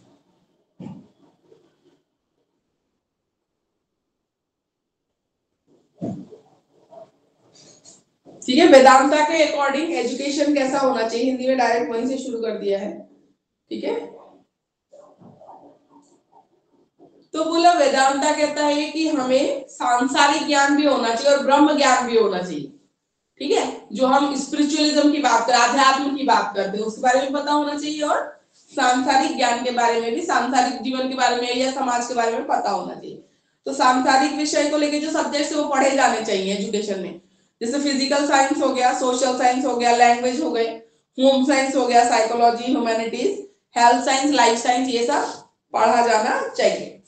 ठीक है, और टीचिंग मेथड्स कैसे होने चाहिए, प्रेयर कराई जानी चाहिए, मेडिटेशन कराया जाना चाहिए, रिकॉल करने वाली एक्टिविटीज कराओ स्मरण, जैसे टीचर ने कुछ पढ़ा दिया फिर बोला कि याद करके मुझे बताओ उसमें कौन से ऐसे वर्ड आए थे, या कोई ऑडियो सुनाया वाला उसमें कोई कहानी चल रही है तो उसमें बोलो कि ये वर्ड कितनी बार रिपीट होता, बच्चा कितने ध्यान से सुन रहा है, ये सब पता चलेगा। रिकॉल, सेल्फ स्टडी करनी चाहिए, लेक्चर मेथड होना चाहिए, डिबेट, तर्क करना। ठीक है, डिबेट होना चाहिए, यूज ऑफ सेंस ऑर्गन्स, अपने सेंस ऑर्गन से परसीव करके सीखना, भक्ति, ठीक है, एंड फीलिंग ऑफ सैक्रिफाइस। ठीक है, सैक्रिफाइस का भी फीलिंग अपने अंदर होना चाहिए। इसमें हिंदी की बुक में तो बहुत कम दे रखा है, इतने कम से तो काम चलेगा नहीं, आपको नोट्स बनाने पड़ेंगे इसके।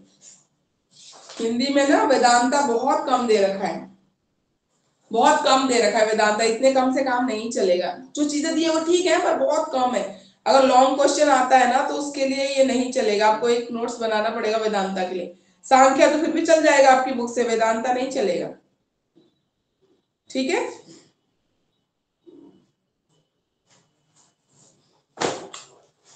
वेदांता के लिए Hindi students are you listening, Hindi students Vedanta के लिए आपको प्रिपेयर नोट्स, हिंदी की बुक में बहुत कम दे रखा है तो नोट्स बना लो अपने आप से, लॉन्ग क्वेश्चन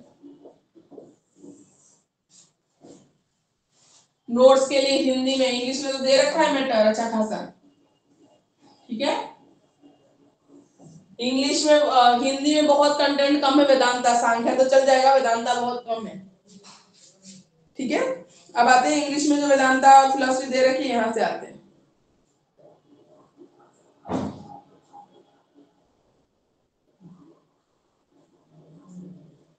ठीक है, वेदांता को हम उपनिषद, वेद और उपनिषद बोलते हैं ना। ठीक है, तो वेदांता को हम उपनिषद भी रेफर करते हैं, क्योंकि हम बोले ना वेदों का अंत, वेद वहां पे खत्म होते हैं और उपनिषद का शुरू, उपनिषद।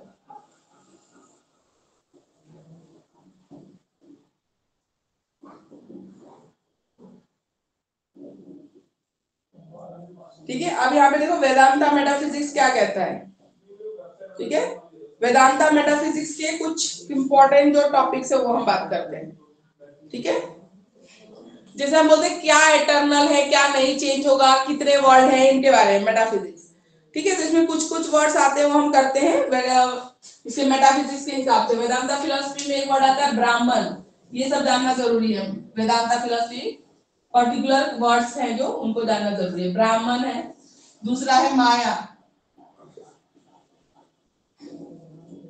आत्मन, मोक्ष,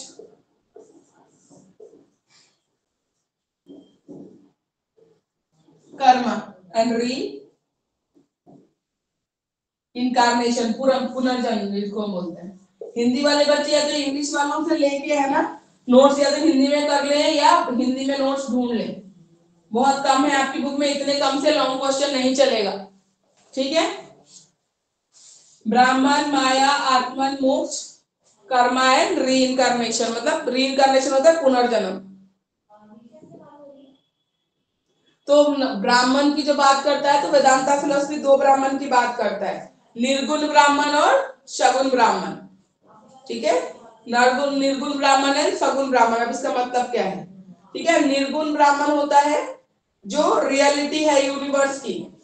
ठीक है, इस पूरे ब्रह्मांड की जो सच्चाई वो निर्गुण है। भगवान को कैसे निर्गुण, कोई शेप नहीं है, कोई वो नहीं है, जो हम सोचते हैं उनके बारे में निर्गुण प्रभु बोलते हैं ना। भगवान भी पूजा पाठ में सुना होगा, तो सुना होगा निर्गुण परमात्मा, निर्गुण प्रभु हम बोलते हैं। ठीक है। निर्गुण ब्राह्मण जो इटर्नल है, ठीक है, जो इमॉर्टल है, जो कभी नहीं मरता, ठीक है, जो कभी खत्म नहीं होगा, जो मरेगा नहीं। ऐसा कौन है? ऐसा प्रभु है, भगवान है, निर्गुण है, ठीक है, निर्गुण है। इनका कोई पर्टिकुलर शेप और हमने बना लिया इमेजिनेशन, राम ऐसे दिखते होंगे, कृष्ण ऐसे दिखते होंगे, पर निर्गुण प्रभु बोलते हैं हम। पर्टिकुलर कोई वो नहीं, वो कभी खत्म नहीं होंगे, इमॉर्टल है, ठीक है। और अदर कंडीशन को इनको लिमिट नहीं कर सकती है, और हम इसको सेंसेस से परसीव भी नहीं करते, हम उनको देख भी नहीं सकते कभी। और सगुण ब्राह्मण है, ठीक है, सगुण ब्राह्मण है पर्सनैलिटीज कॉमनली नोन एज ईश्वर और गॉड। सगुण ब्राह्मण को गॉड बोल रहे हैं। निर्गुण ब्राह्मण बिल्कुल उसका कोई शेप नहीं है, कुछ ऐसा नहीं, कोई ऐसा पावर है जो अनादि अनंत है, जो खत्म नहीं होगा कभी भी, ठीक है, जो कभी खत्म नहीं हो सकती, जिसका कोई शेप नहीं है, जिसको हम सेंसेस से परसीव नहीं कर सकते, वो निर्गुण है। और सगुण जिसको हमने एक रूप दिया है उसको हम बोलते हैं गॉड या भगवान, ठीक है। तो निर्गुण है सगुण ब्राह्मण। उसके बाद आते हैं माया, ठीक है। माया वो होती है, बोलते हैं ना कि मोह माया में फंसना, मतलब फिजिकल बाहरी दुनिया में जो भी है उन चीजों को देख के हम मोहित हो जाते हैं, हम अपने उसको भूल जाते हैं कि हमें मोक्ष की प्राप्ति चाहिए, हमें अच्छे कर्म करने हैं, है ना। तो वो माया है। पैसा, हम बोलते हैं पैसा क्या है? माया है, उससे हमें लालच आता है। परिवार का मोह क्या है? माया है, उसके परिवार के मोह माया में आके हम गलत चीजें कर जाते हैं कभी कभी, है ना। तो माया है जो हमें क्या करता है? डार्कनेस की तरफ खींचता है, ठीक है, हमें गलत काम करने पे कभी कभी वो करते हैं, उनकी माया के मारे हम गलत चीजें कर जाते हैं, तो उसको बोलते हैं माया, ठीक है। ठीक है, जैसे हम बोलते हैं कि सन आसमान में ही होता है, लेकिन बारिश के मौसम में बादल आ जाते हैं तो हमें वो दिखता नहीं है। तो अगर हम माया में पड़े तो हम जो अल्टीमेट ट्रूथ है, जो मोक्ष की बात कर रहे हैं, उस पर हम ध्यान नहीं देंगे, फिर हम माया में फंस के रह जाएंगे, तो वो बोलते हैं माया, ठीक है। आत्मन, आत्मन, ठीक है, हर ह्यूमन बीइंग में एक वो है, जीव है, जो सुख दुख सब कुछ भोगता है। उसका जन्म होता है, उसकी मृत्यु होती है, ठीक है, शरीर की मृत्यु होती है, पर उसके अंदर जो आत्मा है वो कैसा है? अमर। आत्मा कभी मरती नहीं है। मोक्ष, मोक्ष का मतलब होता है कि आप सारे बंधनों से मुक्त हो जाए, जो मोह माया है इन सबको त्याग देना, जो हम ऋषि मुनि वगैरह बोलते थे ना, वो सब त्याग दे। बिल्कुल, गौतम बुद्ध, उन्होंने मोक्ष की प्राप्ति की थी। उनको बस एक वो एटर्नल शक्ति है जो उससे मतलब था कि उनको ज्ञान प्राप्ति चाहिए, बाकी उनको मोह, घर परिवार छोड़ के चले गए थे, पैसा वैसा किसी को कुछ नहीं चाहिए, सारा मोह त्याग के, उसको बोलते हैं मोक्ष। उसके बाद कर्मा है रीइंकार्नेशन, ठीक है। हम बोलते हैं ना कर्मा, कर्मा बताएगा। कर्मा फिलॉसफी कहां से आती है? आजकल की जनरेशन में कर्मा वर्ड बहुत पॉपुलर है ना। कर्मा, हम बोलते हैं ना कर्मा है, कर्मा। तो कर्मा फिलॉसफी वेदांता फिलॉसफी है, ठीक है। और कर्मा कहती है कि जैसे कर्म करोगे ना वैसा ही आपको रिजल्ट मिलेगा, ठीक है। और रीइंकार्नेशन, पुनर्जन्म, ये कहता है कि ह्यूमन बीइंग्स की जो लाइफ है ना वो बहुत मुश्किल से मिलती है, इतनी आसान नहीं है ह्यूमन बीइंग्स की लाइफ मिलना। बोलते हैं इंसेक्ट बनते हैं, एनिमल बनते हैं, पता नहीं क्या क्या बनते हैं, उसके बाद जाके ह्यूमन बीइंग बनते हैं। तो मुझे एक टीचर ने बताया, तो मैं 9th क्लास में पढ़ रहा था, हाँ जी, उन्होंने बोला कि ये सब गलत चीजें हैं। लोग कहते हैं कि मरने के बाद कोई कुछ बनता है, कोई कुछ बनता है, ये तो किसी ने देखा ही नहीं है ना। लेकिन मैं पूरी 100% गारंटी के साथ बता रहा हूँ कि अगर तुम विट्स का बीज बोते हैं तो विट्स ही मिलेगा, अगर राइस का बीज बोते हो तो राइस ही मिलेगा। बिल्कुल, कर्मा, वही तो हम कर्मा की बात कर रहे हैं। तुम मनुष्य हो तो मनुष्य में तुम्हें जिंदा रहना है, अच्छा, पैदा होना है। ये हो सकता है कि आज तुम्हें गरीब परिवार में हो, कल ब्राह्मण में हो सकता है, कहीं रिच परिवार में हो सकता है, लेकिन तुम वही बनोगे। अच्छा, मैं इस पर विश्वास करता हूँ। उनकी बात को मैंने उसी समय सुना, मेरे अंदर एक घर कर गया है। बिल्कुल हो सकता है कोई बड़ी, अगर अच्छे कर्म करेंगे तो फिर गलत क्यों? तो हम इस पे भरोसा कर सकते हैं, कर्म तो हमारे हाथ में है ना। उन्होंने बोला कर्म करने से हो सकता है अच्छे परिवार में जा सकते हो, बिल्कुल। बुरा करोगे तो थोड़ा सा तुम्हें, हाँ, चोर डाकू बनो, कुछ वैसा लाइफ मिले जो तुमको तकलीफ मिले, लेकिन तुम्हें मनुष्य ही पैदा होना है, उन्होंने ये बताया। तो यह तो अपनी अपनी मान्यता है, ये तो किसी ने देखी नहीं है ना, तो मान सकते हैं, जैसे उनकी वो सोच है, बिल्कुल मान सकते हैं। दर्शन की बात कर रहे हैं, सोच की बात कर रहे हैं, तो सोच तो एवरीवन की एक्सेप्टेड है, जिसकी जैसी सोच है उनकी वो सोच थी, एडमायर करते हैं हम उसकी सोच को, पर अपनी अपनी सोच है। और जो हमारे पहले लिखा हुआ है कि नरक भी किसने देखा, कहते हैं ना, तो धर्मशास्त्र के अनुसार हो गया ना, जैसा कर्म करोगे वैसा। बिल्कुल बिल्कुल, कर्मा है रीइंकार्नेशन, पुनर्जन्म हम बोलते हैं, ठीक है। तो जैसा कर्म करोगे आपको वैसा ही फल मिलता है, और जो कर्म करोगे उसका रीइंकार्नेशन, पुनर्जन्म में भी आपको आके भुगतना पड़ेगा, ठीक है, अगर आप गलत चीज करते हो तो।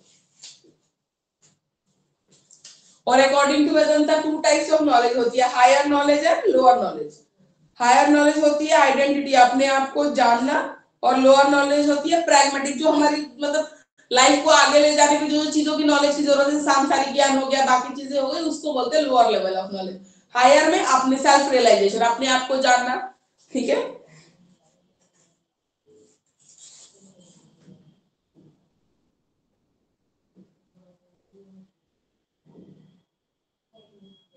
ठीक है, और कौन सी नॉलेज में बिलीव करता है? रिवील्ड नॉलेज, जो हमारे वेद उपनिषदों में जो लिखा हुआ है, ठीक है, उसके बारे में, भगवान जो हमें दिखा रहे हैं, जो आसपास की नॉलेज है उसके बारे में, ठीक है।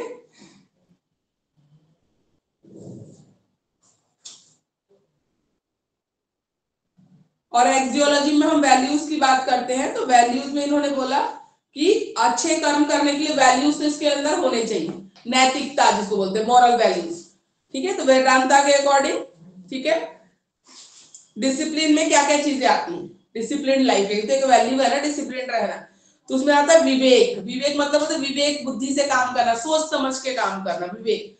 राइट डिस्क्रिमिनेशन लेना, ठीक है। वैराग्य, वैराग्य मतलब मोह माया में ना फंसना, ठीक है, पैसों के लालच में ना रहना, परिवार के मोह में ना रहना, वैराग्य बोलते हैं इसको। सत्संपत, सत्संपत मतलब सही काम करना, राइट कंडक्ट, ठीक है। और एक है ये मुमुक्षुत्व, राइट डिजायर, अच्छी चाहत रखना, अपने लिए भी और दूसरों के लिए भी अच्छी चाहत रखना, मतलब किसी के लिए बुरा मत चाहो, किसी से जेलस मत हो, उसकी बुराई ये मत चाहो कि उसके साथ कुछ गलत हो जाए, ठीक है, ऐसा नहीं चाहना चाहिए।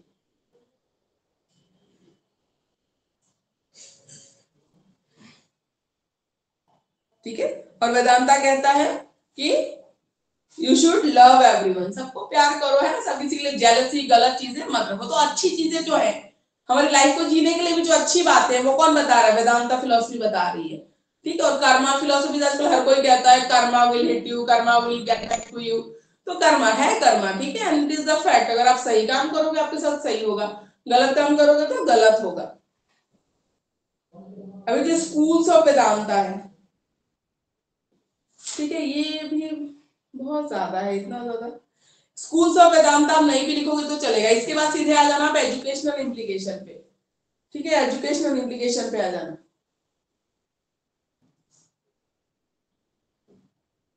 एजुकेशनल इम्प्लीकेशन में उपनिषद, ठीक है, वो सीख सकता है जो सत्य काम हो, मतलब जो सच बोलता हो, सत्य हर्मा हो, जो वर्चुअल डिट्स या परफॉर्मर ऑफ वर्चुअल स्टेट, जो अच्छे काम करता हो, ठीक है। जन, जो ज्ञानी हो, जो ल्यूमिनस हो, प्रकाशवान, जिसको समझ हो चीजों की, ठीक है।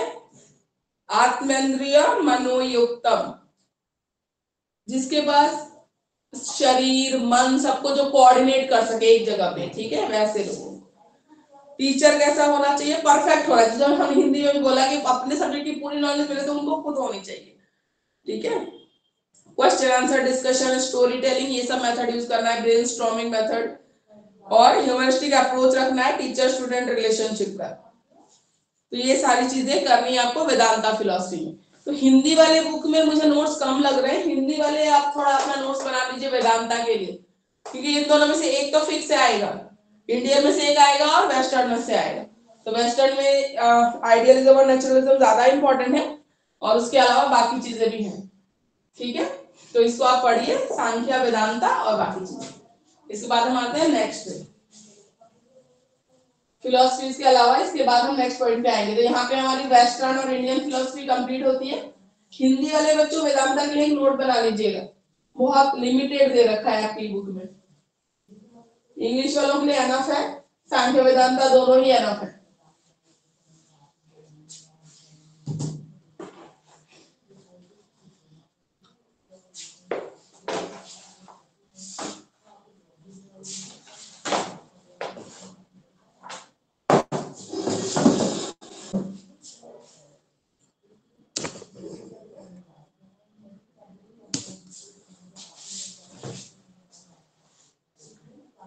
इसके बाद हम देखते हैं नेक्स्ट पॉइंट।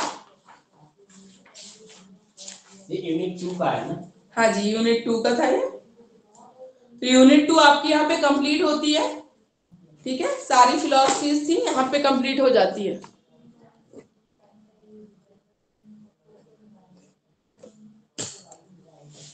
यूनिट 2 यहाँ पे आपकी कंप्लीट हो रही है। सारी जो फिलॉसफीज है वेरी वेरी वेरी इंपॉर्टेंट, सारी नहीं, एग्जिस्टेंशियलिज्म आपके शॉर्ट नोट में आ सकता है, वो इतना इंपॉर्टेंट नहीं, इसको आप लॉन्ग में नहीं भी प्रिपेयर करोगे तो चलेगा, शॉर्ट में प्रिपेयर करिए इसको, ठीक है। इंपॉर्टेंट है वो प्रकृतिवाद और आदर्शवाद, जो आइडियलिज्म नेचुरलिज्म है, वेरी वेरी इंपॉर्टेंट। और हिंदी में इंडियन फिलोसफी में सांख्य वेदांता में से एक फिलोसफी आपकी जरूर रहेगी, ठीक है, तो इसको आप प्रिपेयर कर लीजिए। थर्ड यूनिट में आते हैं करिकुलम, मीनिंग क्या होती है, नेचर क्या होता है इसका, ऑर्गेनाइजिंग करिकुलम कंपोनेंट्स, से कंपोनेंट्स क्या क्या होते हैं, ठीक है। तो थर्ड यूनिट हमारा करिकुलम के ऊपर है और फोर्थ भी हमारा करिकुलम के ऊपर ही है। तो थर्ड फोर्थ दोनों जो यूनिट्स है अपने करिकुलम बेस्ड है, ठीक है, करिकुलम बेस्ड है, इसमें हम करेंगे करिकुलम के ऊपर। तो थर्ड यूनिट पे आ जाइए, करिकुलम क्या होता है ये देखते हैं। फर्स्ट ईयर में बताया था आई थिंक हम लोगों को करिकुलम क्या होता है, कौन बताना चाहेगा?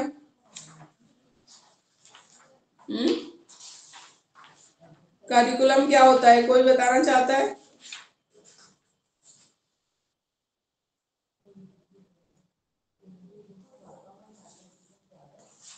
करिकुलम सिलेबस प्लस को करिकुलर एक्टिविटीज बताया था आप लोगों को फर्स्ट ईयर में, याद होगा तो पाठ्यक्रम क्या होता है, जो सिलेबस होता है ना कि क्या क्या टॉपिक पढ़ाने हैं, क्या क्या एक्टिविटीज करानी है, सिर्फ क्या पढ़ाना है, फिर बाद में, हाँ, तो वो सिलेबस होता है। तो सिर्फ सिलेबस को पाठ्यक्रम नहीं कहते, एक्टिविटी जो आप करा रहे हो, जो को करिकुलर एक्टिविटीज कराते हैं ना स्कूल में, वो सारा मिला के पूरा पाठ्यक्रम होता है। जैसे बीएड का पाठ्यक्रम बोले तो बीएड के पाठ्यक्रम में सिर्फ ये पेपर्स ही नहीं है थ्योरी, इसमें आपको फाइलें बनानी है ना, टीचिंग प्रैक्टिस के लिए जाना है, ये सारी चीजें हैं बीएड के पूरे पाठ्यक्रम में, तो उसको बोलते हैं पूरा का पूरा पाठ्यक्रम, ठीक है। पाठ्यक्रम में और भी चीजें जो आप कर रहे हो वो भी इंक्लूडेड होती है, सिर्फ सिलेबस की बात नहीं करते हम पाठ्यक्रम में।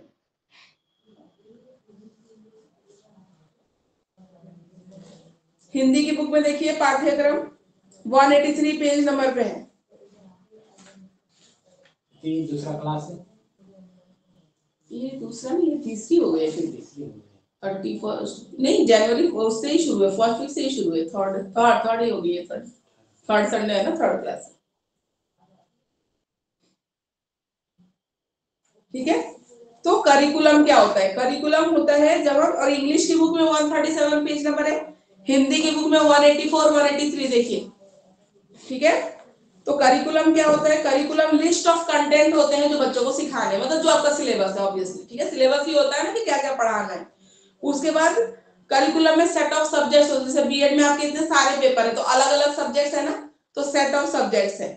उसके बाद उसका प्रोग्राम है, जो स्कूल या कॉलेज एक्टिविटीज जो कराते हैं, एक्टिविटीज उसमें इन्वॉल्व होती है, ठीक है। स्टडी मटेरियल्स क्या क्या प्रोवाइड किए जा रहे हैं वो भी होता है पाठ्यक्रम में, कि ये लक्ष्मी की बुक चलेगी, किसकी चलेगी बीएड पाठ्यक्रम में, कौन सी यूनिवर्सिटी का क्या पाठ्यक्रम है, वो कौन सी बुक दे रहा है आपको, ये सारी चीजें भी उसमें आती है। करिकुलर को करिकुलर एक्टिविटीज दोनों ही आती है, ठीक है। तो ये सारी चीजें होती है करिकुलम में, मतलब सिलेबस प्लस को करिकुलर, से मैंने बीएड का पाठ्यक्रम का आपको एग्जांपल दिया, फाइलें बना रहे हो वो भी पाठ्यक्रम के अंदर आता है, आप टीचिंग प्रैक्टिस के लिए जाओगे वो भी पाठ्यक्रम के अंदर आएगा, करिकुलम के अंदर आएगा, तो ये सारी चीजें होती है। सेकेंड ईयर स्टूडेंट्स आप लोग आंसर नहीं करते हो, कुछ भी पूछो ना बिल्कुल बोलते नहीं हो, ऐसे मजा भी नहीं आता क्लास में, रेस्पॉन्ड तो किया करो, कुछ भी समझ में आया नहीं आया कुछ, हाँ कभी बोलो बीच में, रेस्पॉन्ड भी करो। अभी भी मैंने कुछ पूछा था जब मैंने ब्रेक लिया था, गांधी जी टैगोर, किसी ने कुछ बोला ही नहीं, आप रेस्पॉन्ड नहीं करते हो, पता ही नहीं चलता मतलब क्या समझ में आ रहा है नहीं आ रहा है, कुछ पूछोगे कुछ इंटरेक्ट करोगे तो class will be more interactive, ठीक है। चलिए इसके बाद क्या था हमारा टॉपिक, करिकुलम की मीनिंग मैंने आपको बता दी, meaning and concept of curriculum. इसके बाद है आपका मीनिंग करनी है, नेचर करना है, नेचर ऑफ करिकुलम। उसके बाद करना है organizing curriculum, components of curriculum. ठीक है, तो नेचर करते हैं।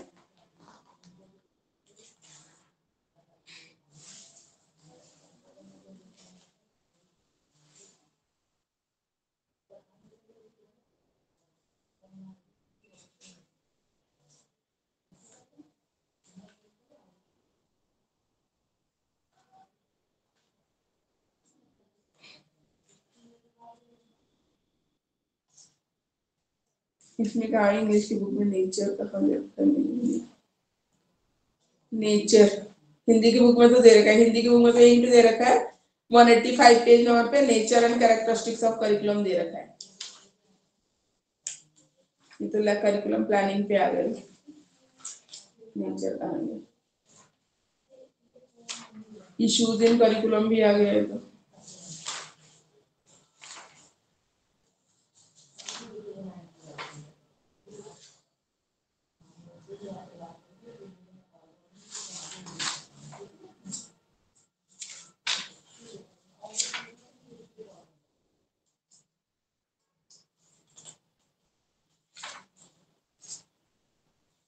इसमें अप्रोचेस दे रखी है नेचर, लास्ट में नहीं मिला मुझे, नेचर ढूंढना पड़ेगा, फिर आप लोगों को ये अपने आप से लिखना पड़ेगा।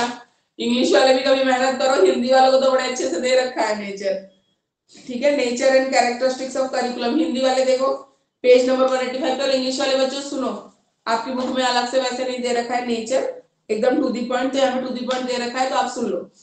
Curriculum is a series of experience, ठीक है, हिंदी वाले बच्चों दे रखा 185 पे देखो।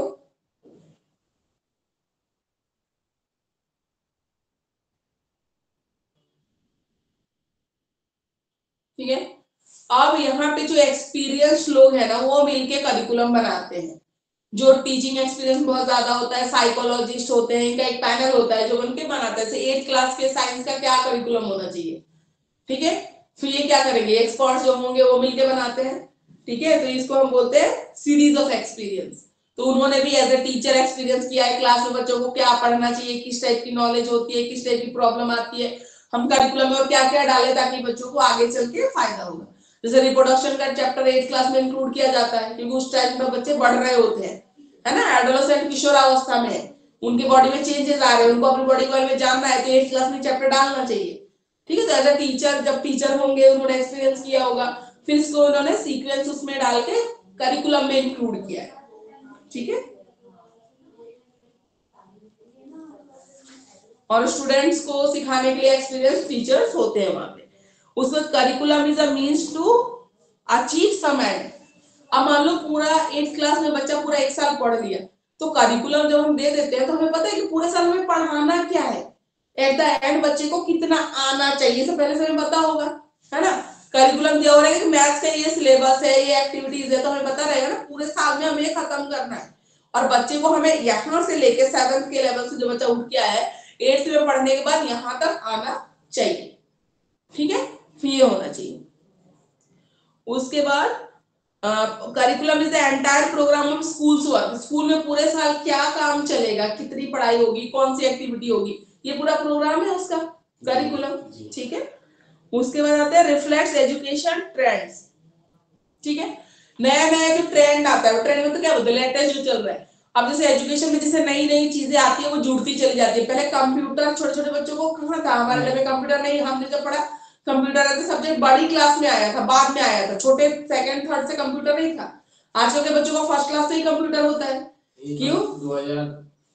2010 के बाद ही हुआ। हाँ, ठीक है, तो फर्स्ट क्लास के बच्चों को भी अब कंप्यूटर पढ़ाते हैं। हम जब पढ़ते थे तब हम उसमें पढ़ते थे 6 अप ऑनवर्ड्स पढ़ते थे, 6 अप टू हमारे वो होता था जब हम पढ़ते थे। अब तब ये नहीं था कि फर्स्ट से ही पढ़ाने लगे। ठीक है, अब फर्स्ट से ही पढ़ाते, क्यों? क्योंकि कंप्यूटर ट्रेंड है, नीड है, इस बदलते जमाने की या टेक्नोलॉजिकल जो सोसाइटी है, जो वर्ल्ड है, उसकी नीड है कंप्यूटर, इसलिए फर्स्ट क्लास से ही सिखाया जा रहा है। ठीक है, तो पाठ्यक्रम करिकुलम में जो जो चीजें नहीं आती हैं उसको हम जोड़ते चले जाते हैं, इंक्लूड करते चले जाते हैं। ठीक है, करिकुलम डेपिक्ट्स फिलॉसफी ऑफ लाइफ, बिल्कुल ठीक है, सोच डिपिक्ट करता है, जो एक्सपर्ट है किसी देश की क्या फिलॉसफी है, वहां के लोगों की कैसी सोच है, तो उसी टाइप का करिकुलम होता है। हम चाहते हैं कि वो सब बच्चे जाने, सीखे उस चीज को। पहले रिप्रोडक्शन वाले चैप्टर बड़ी क्लासेस में होते थे, आजकल 8 वगैरह में शुरू कर देते हैं, 6 वगैरह में भी थोड़ा बहुत होता है। तो अब ये बदलते सोच का नतीजा है जो हमें चैप्टर्स डाल रहे हैं। तो पहले नहीं डालते, पहले डाले भी होते थे तो टीचर्स कोई नहीं पढ़ाता था, वो छोड़ के चले जाते थे आगे। रिप्रोडक्शन वाला चैप्टर पहले कोई पढ़ाता ही नहीं था, और ये फैक्ट है। आजकल टीचर्स पढ़ा भी रहे हैं, बच्चों को बता भी रहे हैं चीजें, ठीक है। तो ये है, सोच बदली है, पाठ्यक्रम बदला है, सोच भी बदली है। Curriculum is dynamic, curriculum fix नहीं होता कि 10 साल पहले जो करिकुलम चल रहा था अभी भी 10 साल बाद वही चलता रहेगा, ऐसा नहीं होता। डायनेमिक चेंज होता है, जैसे हमने बोला कि ट्रेंड के हिसाब से, फिलॉसफी सोच के हिसाब से बदलती रहती है। या फिर ऐसे होता है जैसे कुछ नया नया इवेंट हो रहा है, जो हिस्ट्री में भी तो चीजें जुड़ती चली जाएंगी, बहुत सी चीजें हैं, तो बदलता रहता है।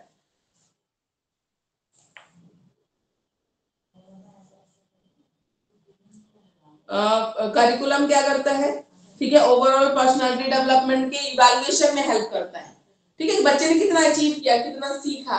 और ओवरऑल क्यों बोल रहे हैं कि इसमें खाली हम सिलेबस की बात नहीं करते, जो एक्टिविटीज कराते हैं, मान लो डिबेट करा रहे हैं, कुछ करा रहे हैं, तो बच्चा बोलने में कैसा है, ठीक है, बाकी चीजें भी देखी जाती है। Curriculum as a process of living, जैसे इंसान और उसका एनवायरनमेंट एक साथ रिलेटेड होता है, ठीक है। तो जैसे प्रोसेस ऑफ लिविंग मतलब जैसे इंसान के लिविंग का तरीका बदलेगा, वैसे वैसे पढ़ने का, पढ़ाने का, हर चीज का तरीका बदलता है। तो डायनेमिक बोल रहे हैं, जो चेंज आता है उसके बारे में बात कर रहे हैं हम। उसके बाद guidance an important part of curriculum, guidance guide करता है कि आपको क्या क्या पढ़ाना है। ये 10 चैप्टर्स आपको पढ़ाना है, फर्स्ट टर्म में इतना पढ़ाना है, सेकंड टर्म में इतना पढ़ाना है, सब कुछ एक गाइड होता है। या बीएड का पाठ्यक्रम बोल तो पूरा सिलेबस दे रखा है कि इस टाइम पे एग्जाम होगा, इस टाइम पे सेशन शुरू होगा, इतने सारी चीजें हैं, ये आपको पढ़ानी है, ये फाइलें बनवानी है, ये सारी चीजें करनी है। Individualization as a feature of curriculum, ठीक है। इंडिविजुअलाइजेशन करिकुलम हमेशा ऐसा होता है, जो क्लास में 30 बच्चा है ना, हर एक के हिसाब से वो सुइटेबल होता है, ठीक है। चैप्टर को इस तरीके से एक्सप्लेन किया जाता है कि बिलो एवरेज बच्चे को भी समझ में आ जाए, ठीक है, अबव एवरेज को भी समझ में आ जाए। क्वेश्चन आंसर भी हर तरीके के एक्सरसाइज में होते हैं, आसान भी होते हैं, मुश्किल भी होते हैं। आजकल हॉट क्वेश्चंस होते हैं, higher order thinking skill, hot questions जो डिफिकल्ट होते हैं, जो बिलो एवरेज बच्चा नहीं कर पाएगा पर अबव एवरेज वाला करेगा। तो डिफिकल्ट क्वेश्चन भी होते हैं, आसान भी होते हैं, हर तरीके के बच्चे के लिए होता है करिकुलम, ठीक है। तो यहाँ पे ये है नेचर। उसके बाद है society and the school curriculum, ठीक है। जैसे जैसे सोसाइटी की नीड होती है, जरूरत होती है, सोच होती है, वैसे वैसे करिकुलम भी बदलता है। Curriculum revision is a continuous process, curriculum revise होता रहता है, चेंज होता रहता है, ऐसा नहीं कि फिक्स है, ठीक है। जैसे जैसे जरूरत आती है, लगता है, जैसे हम पहले पढ़ा रहे थे 9 प्लैनेट्स होते हैं, साइंटिफिक डिस्कवरी हमने बोला कि नहीं प्लूटो नहीं है, वो डॉर्फ प्लैनेट है, अब 8 ही प्लैनेट के बारे में पढ़ना है, सिलेबस अपडेट करना पड़ेगा ना, करिकुलम बताना पड़ेगा बच्चों को कि अब 8 डालना पड़ेगा, बुक्स अपडेट करनी पड़ेगी, बहुत सी चीजें हैं। तो नॉलेज अपडेट करना होता है, नीड बदलती है, बहुत सी चीजें होती है, उसके हिसाब से करिकुलम चेंज होता रहता है।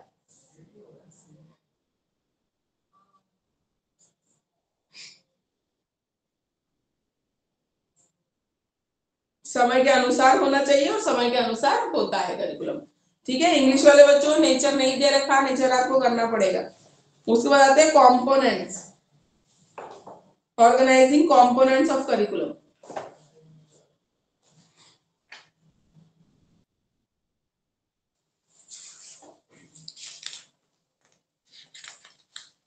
कंपोनेंट्स ऑफ करिकुलम,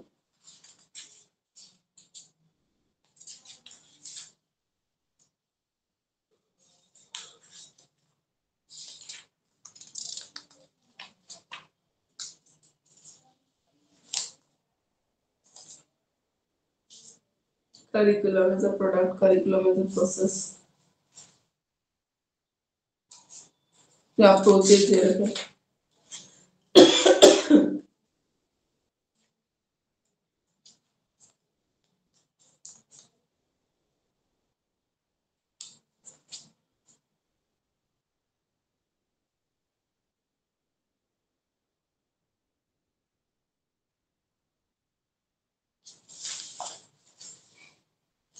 इंग्लिश वाले बच्चे ये लिख सकते हो, देखो 203 पेज नंबर पे ना एक क्वेश्चन है, प्रिंसिपल्स ऑफ करिकुलम प्लानिंग, तो प्लानिंग आ जाएगा, नहीं नेचर की तो आप बनाएंगे, थोड़ा बहुत एक दो पॉइंट मैच हो रहे थे पर कोई बात नहीं, बना लोगे, वो ज्यादा अच्छा रहेगा आपके लिए।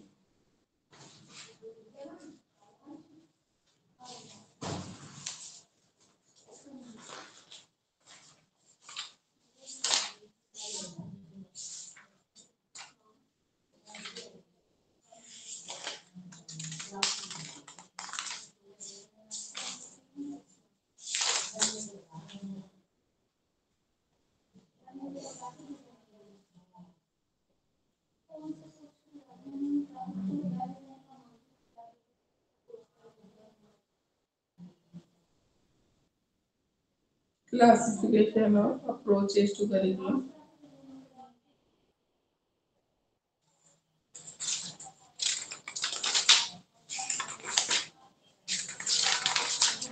ये approaches दे रहे हैं, component नहीं.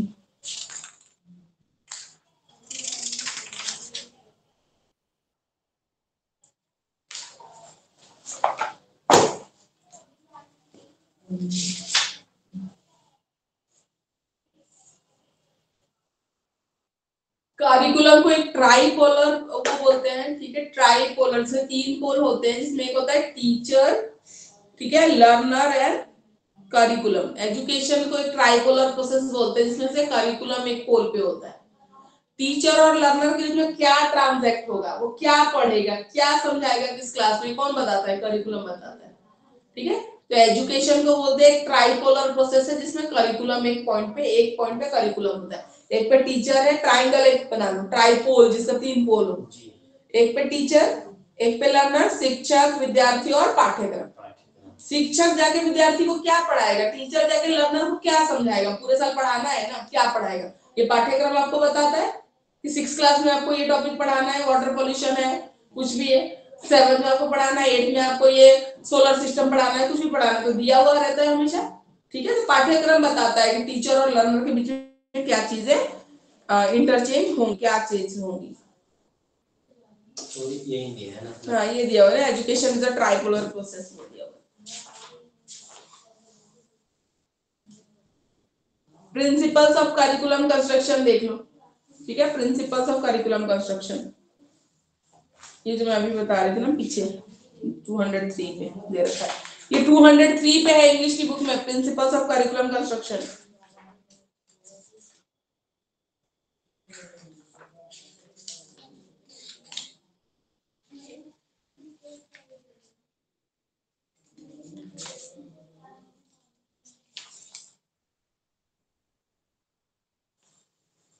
Curriculum planning and construction. Types of curriculum दे रखा है. Need and importance of curriculum, principles of curriculum construction Hindi की बुक में 203 पे. Principles of curriculum construction.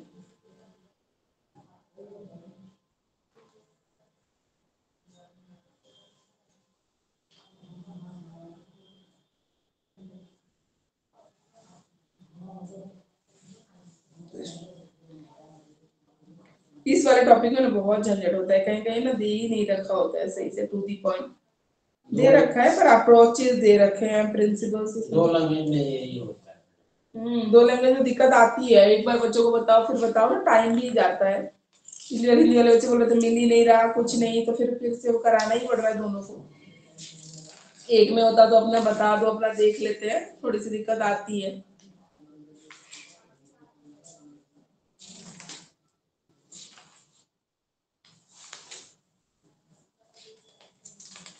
चलिए हिंदी की बुक में देखिए, ठीक है, या इंग्लिश में भी मिल गया. इंग्लिश में भी है 156 पेज नंबर, ठीक है. Principles of curriculum planning.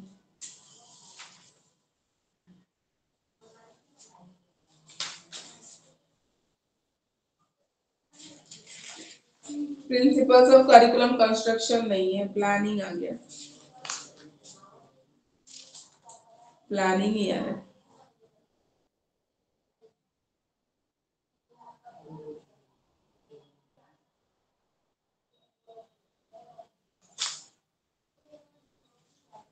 चलो इसमें करो, हिंदी वाली बुक में अच्छे से दे रखा है, फिर इसमें से इंग्लिश वाले बच्चे सुनो, ठीक है. Principles of curriculum construction.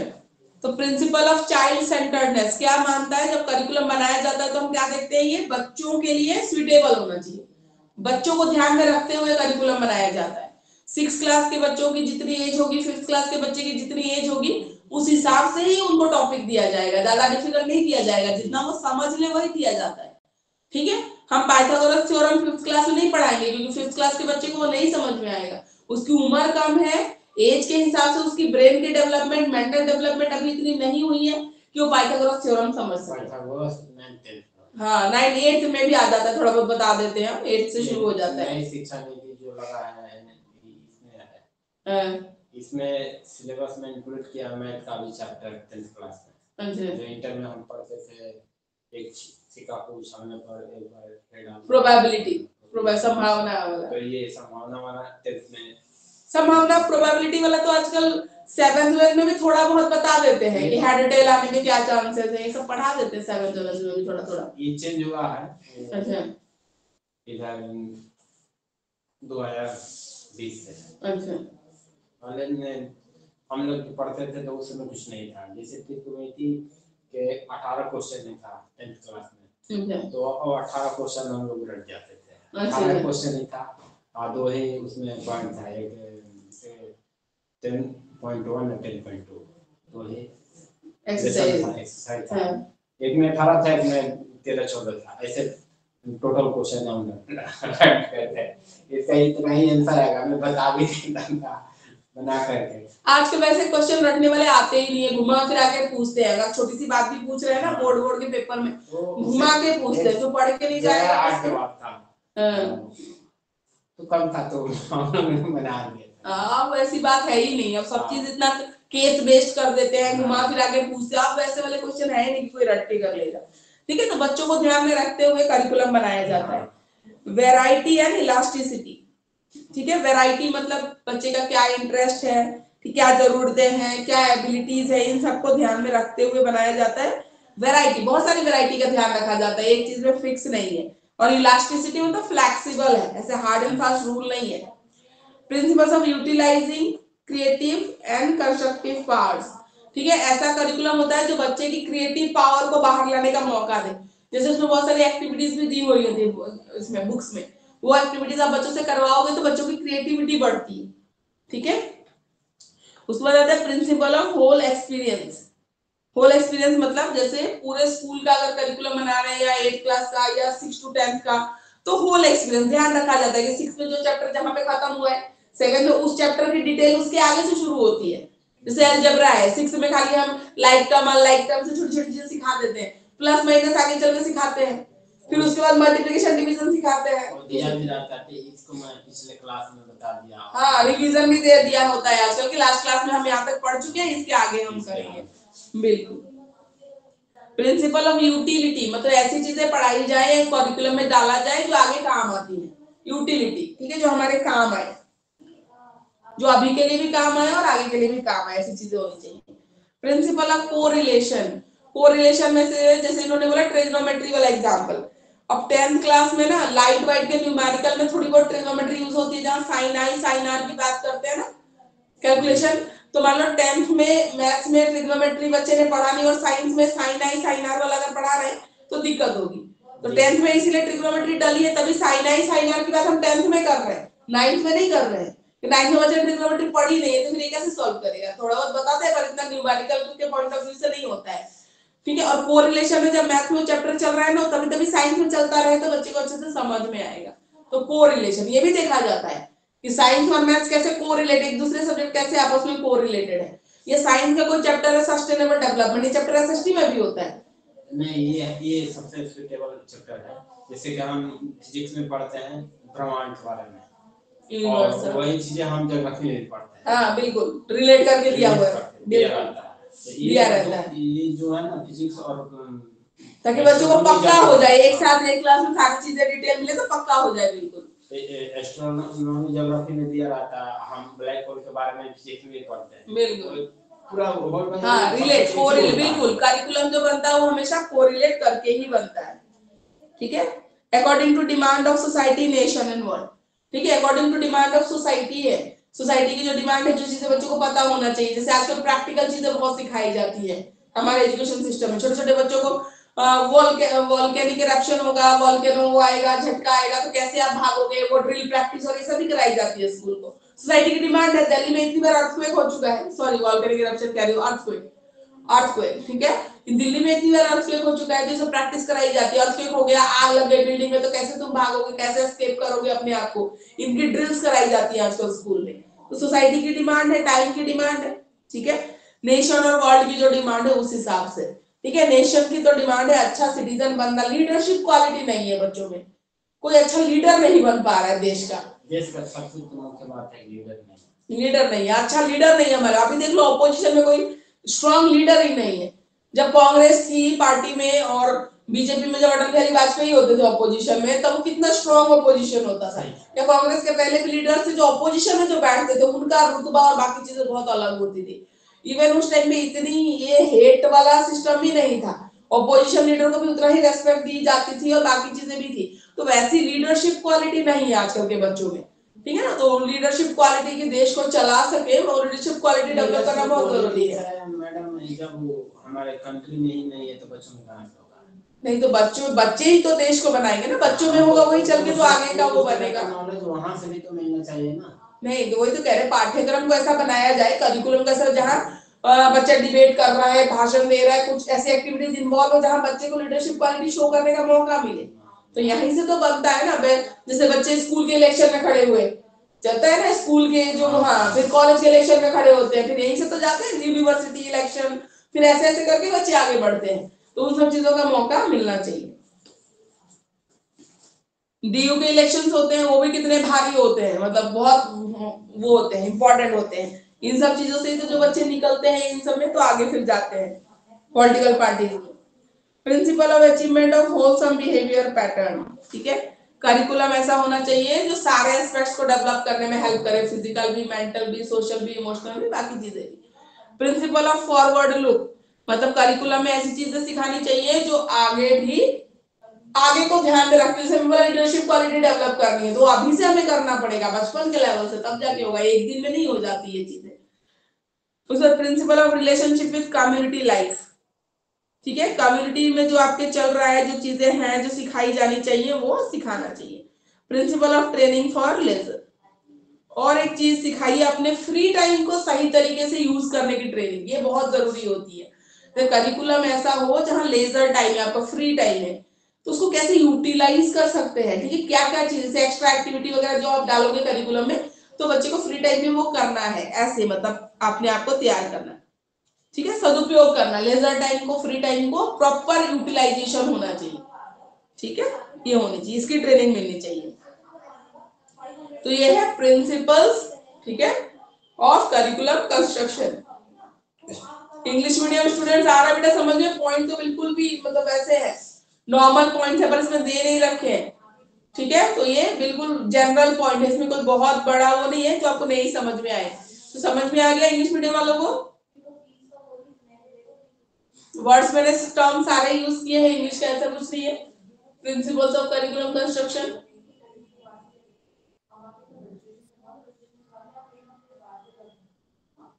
हाँ, English medium students, principles of curriculum construction समझ में आया? Yes ma'am. Okay, and please respond बेटा, कुछ पूछ रहे बच्चा रेस्पॉन्ड तो करो, पता ही नहीं चलता, ठीक है। चलिए, जैसे आप पढ़ा रहे हैं ना, बिल्कुल, तो अगर मैं रूम से आप ऑनलाइन जैसे लोग कुछ पूछते हैं, हाँ, तो मैं पूछने के लिए इसमें साउंड कहाँ से? उसमें जब आप ज्वाइन करेंगे तो माइक का बटन आता है ना, माइक का बटन आता है, हाँ बिल्कुल, तो यहाँ से आपकी आवाज आती है, अभी आईडी हाँ, तो मैं बोलूँगा कि इसमें ये दिया है ना, ये नहीं वो तो दूसरे का, हाँ तो ये है ना आपका, यहीं पे आता है, उसको ऑन करिए। हाँ, ये आपका माइक का बटन बंद है ना, इसको ऑन करना पड़ेगा। हाँ, माइक का बटन ऑन करना पड़ेगा, तो आप ऑन करेंगे तो उससे आ जाएगा, ठीक है। उसको ऑन करिएगा तो आप फिर बोल सकते हैं, आप क्वेश्चन पूछ सकते हो, फिर हमें सुनाई देगा, ठीक है। तो जिस दिन नहीं आ पाते ऑनलाइन अटेंड करें तो आप पूछ सकते हो उसमें क्वेश्चन। ऐसे तो मैं फेस टू फेस ज्यादातर, नहीं, फेस टू फेस ही सबसे अच्छा होता है। जो आप आ रहे हैं तो वो तो मैं हमेशा बोलती हूँ कि फेस टू फेस ही आगे क्लास लीजिए। फेस टू फेस और कभी नेटवर्क इशू आया, कुछ आया, वो बात अलग हो जाती है, और फेस टू फेस जो पढ़ रहे हैं ना उसकी बात अलग होती है, ठीक है। तो आज हमने कहाँ तक किया? प्रिंसिपल ऑफ करिकुलम कंस्ट्रक्शन तक किया है। बेसिस ऑफ करिकुलम बिल्कुल छोटा सा पॉइंट होता है, वो खत्म कर लेते हैं हम, एक minute. Basis of curriculum Hindi में बता रही हूँ पेज में, फिर इंग्लिश में दे रखा है basis of curriculum. Basis of curriculum में यहाँ पे 199 पे है, हिंदी वाले देखिए और इंग्लिश वाले, इसको खत्म कर लेते हैं, छोटा सा टॉपिक है basis of curriculum, philosophical base और ये सब होता है। यस बोलिए। यस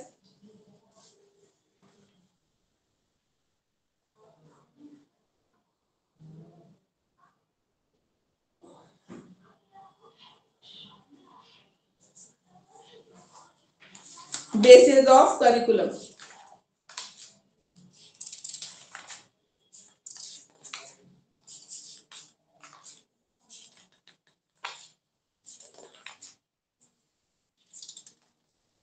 ये देखिए इंग्लिश की बुक में 174 पेज नंबर पे various basis of curriculum.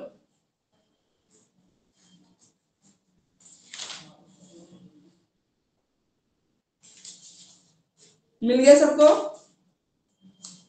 Ma'am Hindi में बता दीजिए पेज नंबर। हिंदी में बताइए क्या था?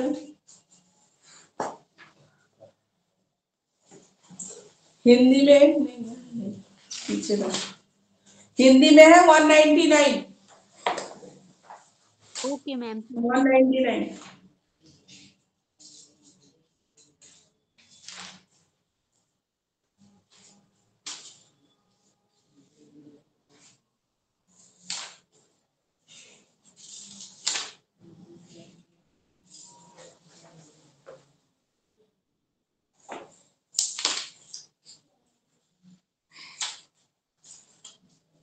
इंग्लिश में कितना बोला मैंने? ये रहा।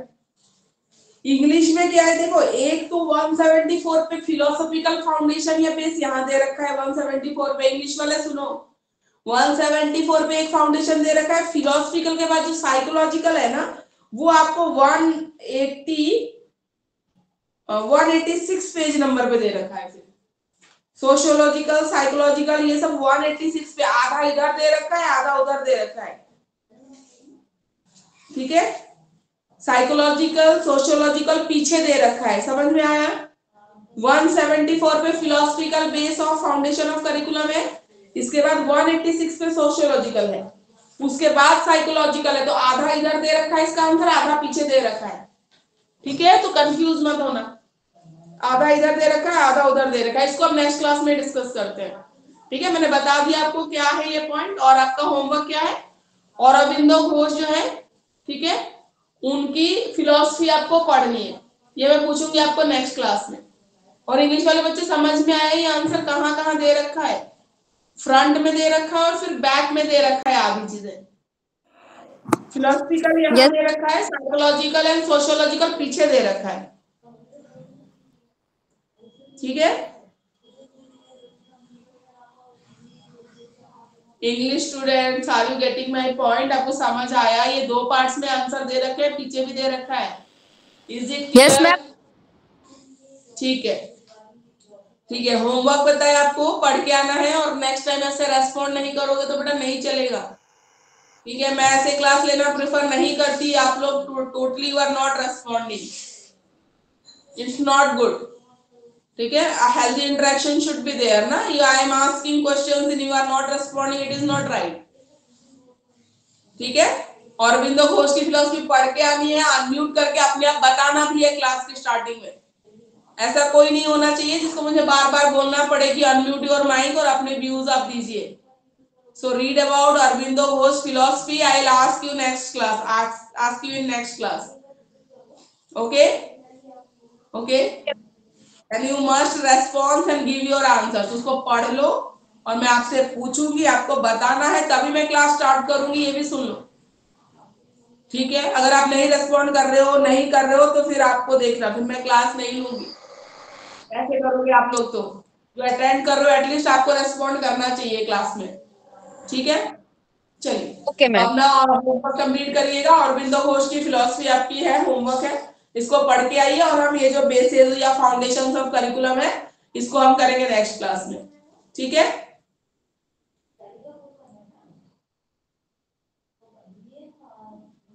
चलिए ओके, चलिए thank you for attending the class. इसको रेड बटन कट वाला, हाँ रेड वाला। कॉल कट करने का, वहां से